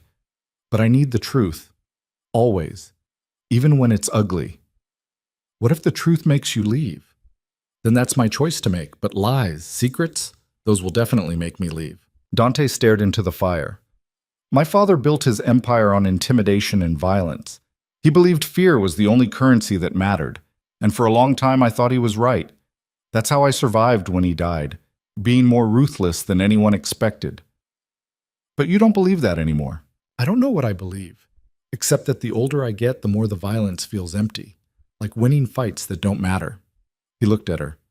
And then you showed up drunk in my suite, and for the first time in years I felt something other than anger or calculation. I felt curious. About you, about what it might be like to be around someone who saw me as human instead of a threat. Lena's heart ached. You are human. Flawed and complicated and sometimes infuriating, but human. Sometimes I forget that. Then I'll remind you. She kissed him, slow and deep, until the storm outside became background noise. They made love on the couch by firelight, unhurried and intense, mapping each other's bodies like territory worth claiming. Afterward, wrapped in blankets, Dante traced patterns on her shoulder. I have to go back to the city tomorrow, he said. Board meeting Monday I can't miss. Okay, come with me. Stay at my place. Lena raised an eyebrow. Your place? I've never even seen your apartment. Penthouse, 20 floors above the suite you redesigned. He smiled slightly. I'm not home much. It's mostly just a place to sleep. Sounds lonely. It has been. His hand cupped her face. I'd like it to be less lonely. Is this your way of asking me to spend more nights with you? It's my way of asking you to consider making some of those nights permanent. Eventually, when you're ready. The words hung between them, weighted with implications neither was quite ready to name. I have a lease until March, Lena said carefully. I'm aware. I'm not asking you to move in tomorrow, just thinking about futures that include more than stolen weekends. Plural futures? I'm an optimist, Lena laughed. You're the least optimistic person I've ever met. I'm optimistic about you, about this, about... She kissed him again, softer this time.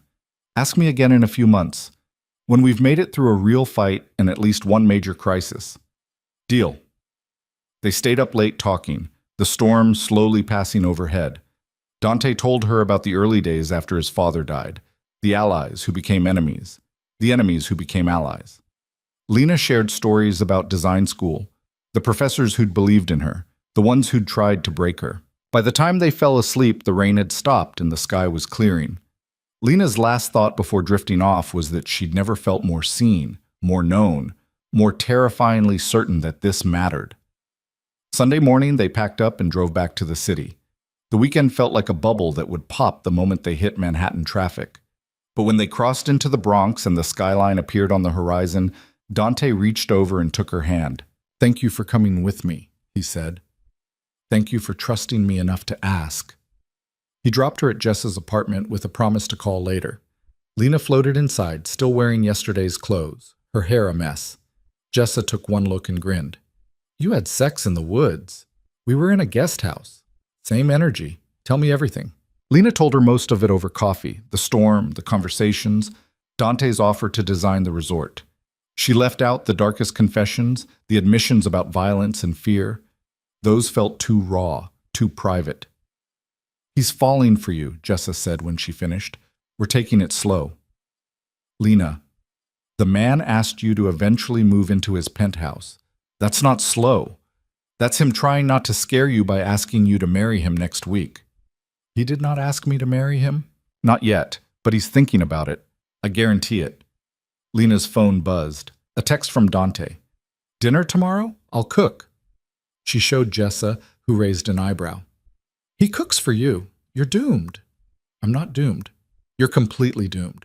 You're going to end up married to a mob boss with a penthouse and a resort upstate and probably 3 kids with his ridiculous cheekbones." "You're insane." "I'm right." Maybe she was. But Lena wasn't ready to think that far ahead. One day at a time, one dinner at a time. The next few weeks settled into a rhythm. Lena threw herself into work. The resort contract was official, and she started assembling a team, interviewing potential assistants, meeting with suppliers. Diana was supportive, even offering to mentor her through the transition to independent contracting. "You're ready for this," Diana said over lunch. "I've been doing this 30 years, and I've rarely seen someone with your instincts. I'm terrified I'll screw it up." "Good. Fear keeps you sharp. Just don't let it paralyze you." Nights Lena spent with Dante. Sometimes at his penthouse, which was exactly as minimalist and impersonal as she'd expected. Sometimes at Jessa's, where Dante looked hilariously out of place on the worn couch eating takeout. "Your friend hates me," Dante observed one night after Jessa had retreated to her room. "She doesn't hate you, she's protective. She glares at me. She glares at everyone. It's her resting face." But Jessa was slowly warming up. Lena caught her laughing at one of Dante's dry comments about city politics. Saw her nod approvingly when he did the dishes without being asked. "Okay," Jessa admitted later. "He's not terrible." High praise. Don't let it go to your head, or his. In early December, Dante had to fly to Miami for business. He asked Lena to come, but she had client meetings she couldn't reschedule. He left on a Wednesday, promising to be back by Friday. Thursday night, Lena's phone rang at 11. Dante's name on the screen. "Hey," she answered. "How's Miami?" Silence. Then, "I need you to do something for me." His voice was wrong, too controlled. "What's wrong?" "Nothing. Everything's fine. But I need you to go to Vincent's apartment tomorrow morning. He'll drive you to a location I'm texting you right now. Stay there until I come get you." Lena's stomach dropped. "Dante, you're scaring me." "I'm being careful. There's a situation here that might have implications back home. I'm handling it, but until I do, I need you somewhere safe." "What kind of situation?" "The kind I can't discuss on the phone.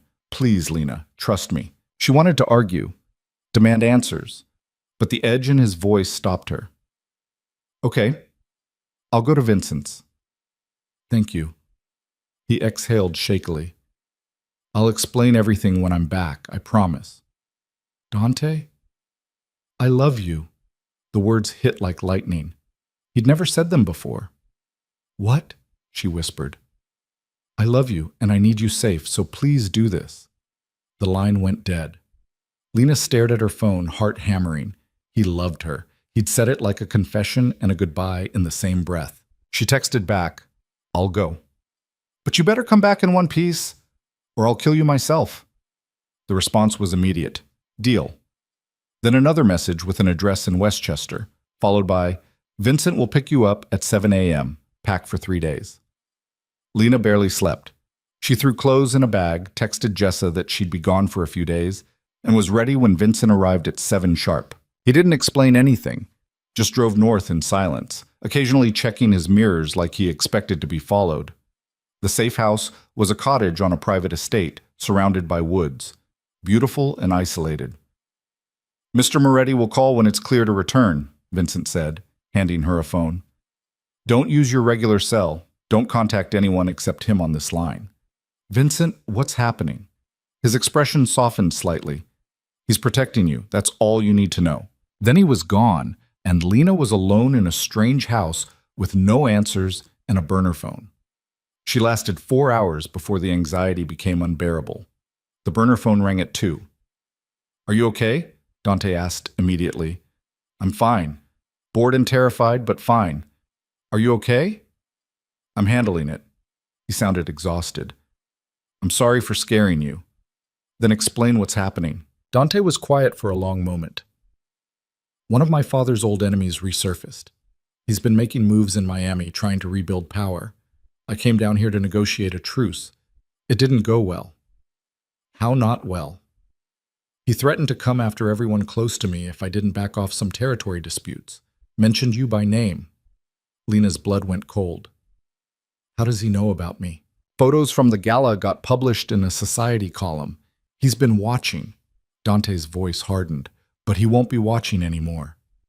What did you do? What I had to keep you safe. Lena closed her eyes. She didn't ask for details, didn't want to know exactly how permanent Dante's solutions were. When can I come home? She asked instead. Tomorrow. I'll pick you up myself. I miss you. I miss you too. His voice softened, and I meant what I said last night. I know. Her throat was tight. I love you too. In case that wasn't clear. She heard him exhale. It's clear now. They talked for another hour, about nothing and everything. Dante told her about Miami's humidity, the terrible coffee at his hotel. Lena described the cottage, the view of winter bare trees through the windows. When they finally hung up, Lena felt steadier. Whatever this life with Dante meant, the danger, the complications, the constantly looking over their shoulders, she was choosing it, choosing him. Dante arrived the next afternoon driving himself, no Vincent in sight. He looked exhausted, shadows under his eyes, tension in every line of his body. Lena met him at the door. Didn't ask questions, just pulled him inside and held him while he shook with something that might have been relief or delayed fear. I'm okay, he said into her hair. We're okay. I know. The threat's gone. Permanently. Okay. You're not going to ask what I did? No. Lena pulled back to look at him. Because I trust that you did what you needed to, and because I meant what I said, I love you. All of you. Even the parts that scare me. Dante's eyes were bright. How did I get this lucky? You stumbled into the wrong room and found someone too stubborn to run. Best mistake I ever made. They drove back to the city as the sun set, painting the sky in shades of orange and purple. Dante kept one hand on her thigh the whole drive, like he needed the physical reassurance she was real. At his penthouse, he finally relaxed. They ordered food, watched a terrible action movie Dante loved, fell asleep tangled together on his enormous bed. In the middle of the night, Lena woke to find him awake again, watching her. You do this a lot, she murmured. I like making sure you're real. I'm real, and I'm not going anywhere. Promise? I already did. At the lake, remember? Say it again. I'm not going anywhere, Dante. You're stuck with me. He kissed her forehead, her cheeks, her mouth. Good. Because I'm planning a future with you in it, and it would really inconvenience me if you left. Romantic. I'm working on it. Lena laughed, but her chest felt full, heavy with something that might have been fear or might have been hope. Probably both. Either way, she was in too deep to turn back now. The weeks after Miami were different, quieter in some ways, louder in others. Dante didn't disappear anymore, didn't hide behind walls or carefully controlled distance. He was just there, present in a way that felt both ordinary and miraculous. They fell into rhythms. Coffee together in the mornings when Lena stayed over, which was most nights now. Dante working from home more often, his office door open so they could talk between meetings. Lena spreading design samples across his dining table, asking his opinion on fabrics and finishes. I have no idea what the difference is between eggshell and ivory, Dante said one evening, squinting at two paint chips that looked identical. One has warm undertones, one has cool. They're both white. They're not white. They're neutral. That's the same thing. Lena threw a pillow at him. He caught it without looking up from his laptop. But underneath the domestic comfort, Lena could feel something building. A tension that had nothing to do with them and everything to do with the world Dante couldn't fully leave behind. It came to a head 3 days before Christmas. Lena was at Dante's penthouse wrapping gifts when Vincent arrived unannounced. The look on his face made her stomach drop. "Where's Dante?" he asked. "Conference call in his office. What's wrong?" Vincent didn't answer, just headed straight for Dante's office and knocked once before entering. Lena followed, ignoring Vincent's warning look. Dante was at his desk, phone pressed to his ear. He glanced up, saw their faces, and cut off whoever he was talking to mid-sentence. "I'll call you back." "We have a problem," Vincent said. "Richard Castellano just filed a lawsuit against Moretti Holdings. He's alleging predatory business practices, claiming you threatened him into backing out of the Tribeca deal." Lena's heart stopped. Richard, the man from the gala who'd looked at her like she was something to consume. Dante's expression went cold. "When did this happen?" "Papers were filed this morning. His lawyers already leaked it to the press. You're going to have reporters crawling all over this by tonight. Let them crawl. The allegations are bullshit. That's not the problem." Vincent's jaw tightened. "He's also filed a restraining order. Claims you made verbal threats against his life at a charity event in November. The gala." Lena remembered Dante's quiet fury, the way he'd positioned himself between her and Richard. "He's retaliating," she said quietly. "Because you protected me." Dante looked at her, and something in his eyes confirmed it. "This isn't your fault, but it's because of me. It's because Richard's a coward who can't handle losing." Dante stood. "Vincent, get Marcus on the phone. I want our legal team all over this." "Already done. But Dante—" Vincent hesitated. "There's more. He's claiming the threats were witnessed by multiple people. He's going to subpoena guest lists, try to find anyone who will corroborate." "No one will." "Maybe not willingly, but under oath. People get nervous." Lena's mind was racing. She'd been there. She'd seen the confrontation. If Richard's lawyers found out she was Dante's girlfriend, they'd twist it. Make it look like Dante was violent, possessive, dangerous, which he was, but not the way they'd paint it. "What do we do?" she asked. Dante's eyes met hers. "You do nothing. This is my problem. It's our problem if they drag me into it." "They won't. I'll make sure of that." But Lena could see the calculation in his eyes. He was already planning how to protect her, which likely meant distancing her from the situation entirely. "Don't," she said firmly. "Don't even think about pushing me away again." "Lena, no, we're past that. You said we face things together." Vincent cleared his throat. "I'll give you 2 a minute." He left, closing the door behind him. Dante crossed to her, his hands settling on her shoulders. "If they connect you to this, it becomes ammunition. Richard will use you to paint me as unstable. So we get ahead of it. We tell the truth. The truth is that I did threaten him. I told him I'd destroy his business if he spoke to you that way again." Dante's voice was tight. "That's not a great look in court. The truth is also that he sexually harassed me and you defended me. That's not a crime. In my world, everything can be made to look like a crime if the right lawyer spins it." Lena stepped back, needing space to think. "What does your legal team say?" "That we settle quietly, pay Richard off to make it go away." "And you don't want to do that." "I don't reward men who threaten what's mine." There it was again. That possessive edge that should have bothered her, but instead made her feel safe. Claimed. "Then we fight it," Lena said. "But we do it smart, not emotional." Dante's laugh was sharp. "I don't know how to do this without emotion, not when it involves you." "Then I'll be the rational one, for both of us." He stared at her for a long moment, then pulled her close, pressing his face into her hair. "How are you not running?" "Because I'm stubborn, and because I love you." She pulled back to meet his eyes. "And because the wrong room led me to exactly the right person, and I'm not letting some asshole with a vendetta take that away." Dante kissed her, hard, desperate. "I don't deserve you." "Probably not. But here we are." The lawsuit became public knowledge by that evening, exactly as Vincent predicted. Lena's phone exploded with messages from friends, colleagues, people she barely knew, asking if she'd heard about Dante Moretti's legal troubles. She ignored most of them, called Diana instead. "I saw the news," Diana said carefully. "Are you okay?" "I'm fine. It's complicated, but we're handling it." "Lena, I need to ask, is any of this going to impact the resort project?" Lena's chest tightened. She'd been so focused on Dante, she hadn't considered the professional fallout. "I don't know." "Why?" "Because I have investors asking questions, wondering if being associated with Moretti Holdings is a liability right now." Diana sighed. "I'm not saying I believe the allegations, but perception matters in this business. Are you asking me to step away from the project? I'm asking if you've thought about how this affects your career. You're just starting out. Getting tangled up in Dante's legal issues could hurt you. The words landed like a punch, because Diana was right. This could destroy her reputation before she'd even built one. I'll think about it, Lena said quietly. After she hung up, she sat on Dante's couch staring at nothing. The smart move was obvious. Distance herself professionally. Keep the relationship private until the lawsuit resolved. Protect her career.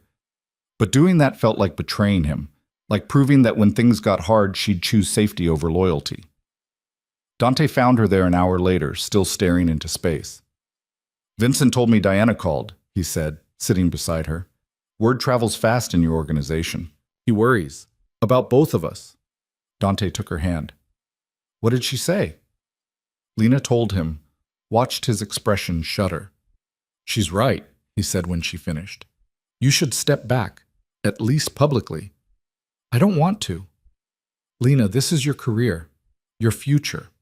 I won't let my mess destroy that. It's not your mess. It's Richard being vindictive. Doesn't matter whose fault it is. The damage is the same. He squeezed her hand. Take the safe path. I'll understand. And that was the problem. He would understand. Would probably expect it. Because in his experience, people left when things got dangerous. Lena thought about her mother, about the paintings she'd sold to pay bills, the ones she'd kept because they mattered more than money. About the lesson in those choices, that some things were worth protecting even when it cost you. No, she said firmly. Dante blinked. No, I'm not stepping back. Not from the project, not from you, not from any of this. She turned to face him fully. You want to know why? Because I'm tired of making safe choices that leave me empty. Marcus was safe. My job at Diana's firm was safe. And none of it made me happy. This could ruin you. Or it could prove I'm strong enough to build something that matters. With someone who matters. She touched his face. I'm not naive. I know this is hard.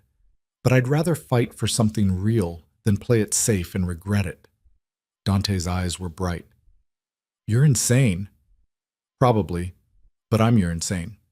He kissed her, slow and thorough and full of something that felt like gratitude and desperation mixed together. Okay, he said against her mouth. We fight together. The legal battle was brutal. Richard's lawyers were aggressive, filing motion after motion, requesting documents, scheduling depositions. Dante's team countered hard, digging into Richard's business practices, finding evidence of actual predatory behavior. Lena gave her deposition in early January, sat in a sterile conference room while Richard's lawyer tried to make her relationship with Dante sound sordid and transactional. Isn't it true, Ms. Hart, that Mr. Moretti hired you for a lucrative design contract shortly after you began a romantic relationship? He hired me before we were involved, Lena said evenly, based on my portfolio and qualifications. How convenient.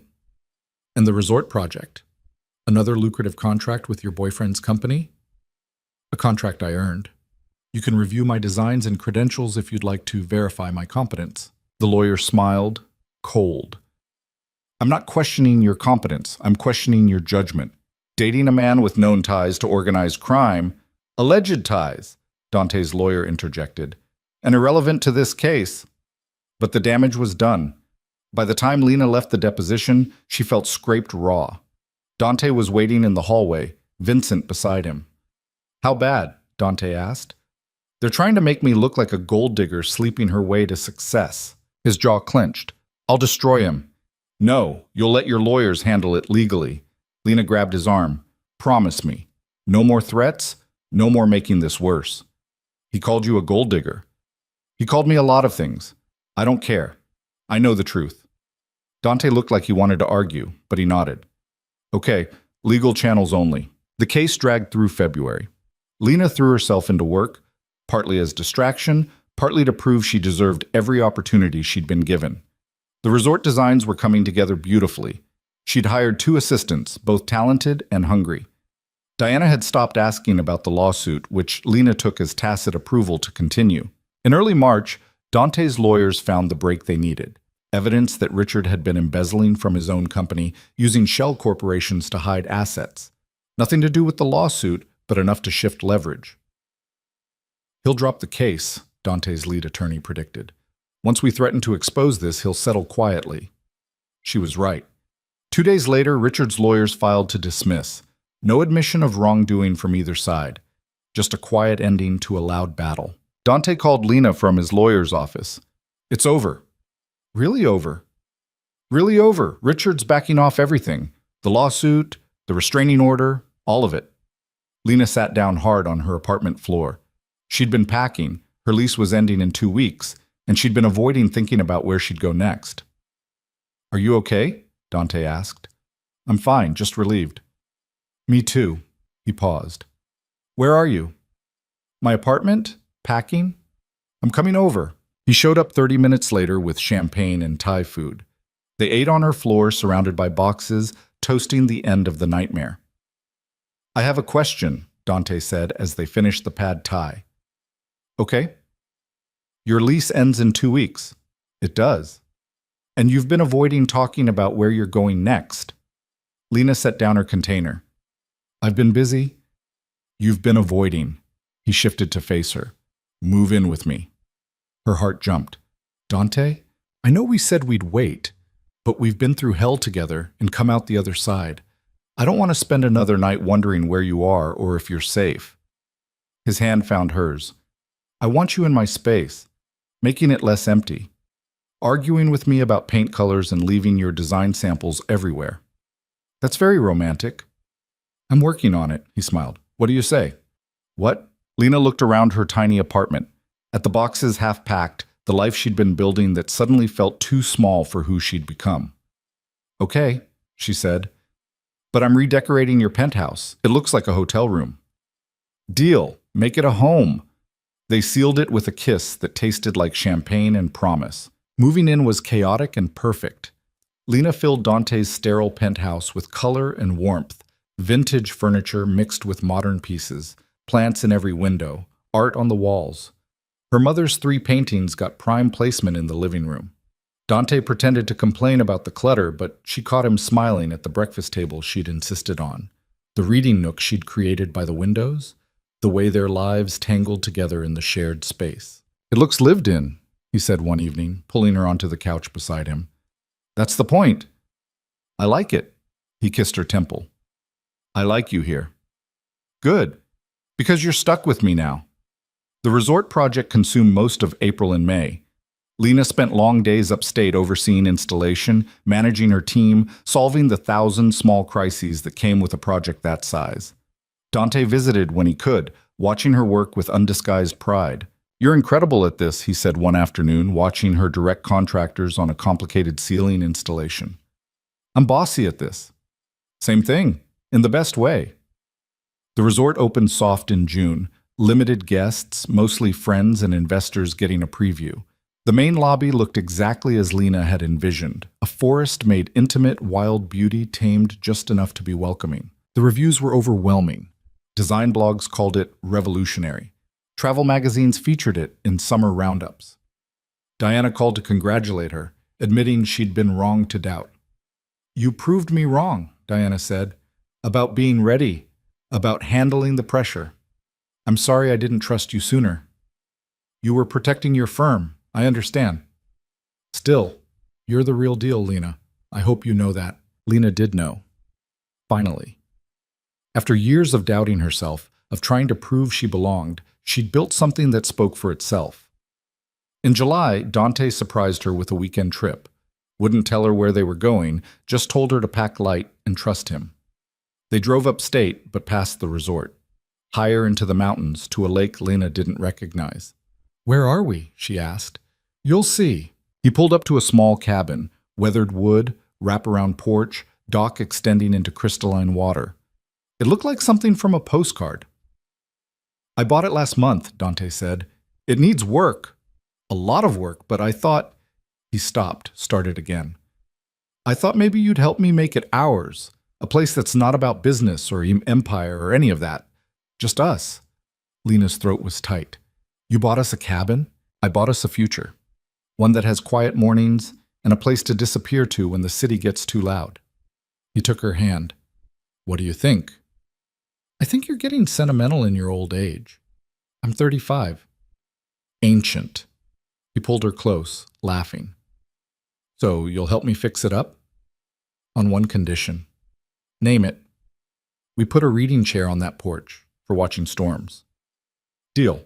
They spent the weekend exploring the property, making plans, imagining futures. Dante showed her where he wanted to expand the deck, add a fire pit. Lena sketched ideas for opening up the interior, adding windows, bringing in light. On their last night, they sat on the dock watching the sun set over the water. Dante had been quiet all evening, his hand never leaving hers. I need to tell you something, he said finally. Lena's stomach tightened. Okay, that night. The night you stumbled into my room. I'd been sitting in the dark for hours before you arrived, thinking about my father, about Elena, about all the ways I'd failed people who mattered. He stared at the water. I'd actually been thinking about walking away, from the business, from the city, from everything. Dante. Then you showed up, drunk and devastated and completely, beautifully human. And something in me shifted. Like maybe I could be human too. Maybe I didn't have to be the Moretti heir or the feared businessman. Maybe I could just be someone capable of helping a stranger who needed it. Lena's eyes burned. You saved me that night too. You just didn't know it. I know it now. He turned to face her fully. You walked into the wrong room and gave me a reason to stay, to fight, to believe I could be more than my father's legacy. You are more, so much more. Dante reached into his pocket, pulled out a small box. Lena's heart stopped. I'm not good at this, he said, opening it to reveal a simple ring, vintage setting, single diamond, elegant without being ostentatious. And I'm probably doing it wrong, but I know that I want every morning to start with you, every problem to be ours together, every future I imagine has you in it. Dante, marry me, Lena. Make the wrong room permanent. She was crying, full-on ugly crying, tears streaming down her face. That's the worst proposal I've ever heard. Is that a no? That's a yes, you idiot. Yes. He slid the ring onto her finger with shaking hands, then pulled her into his lap and kissed her while the last of the sunset painted the sky in impossible colors. I love you, he said against her mouth, even though you called my proposal the worst ever.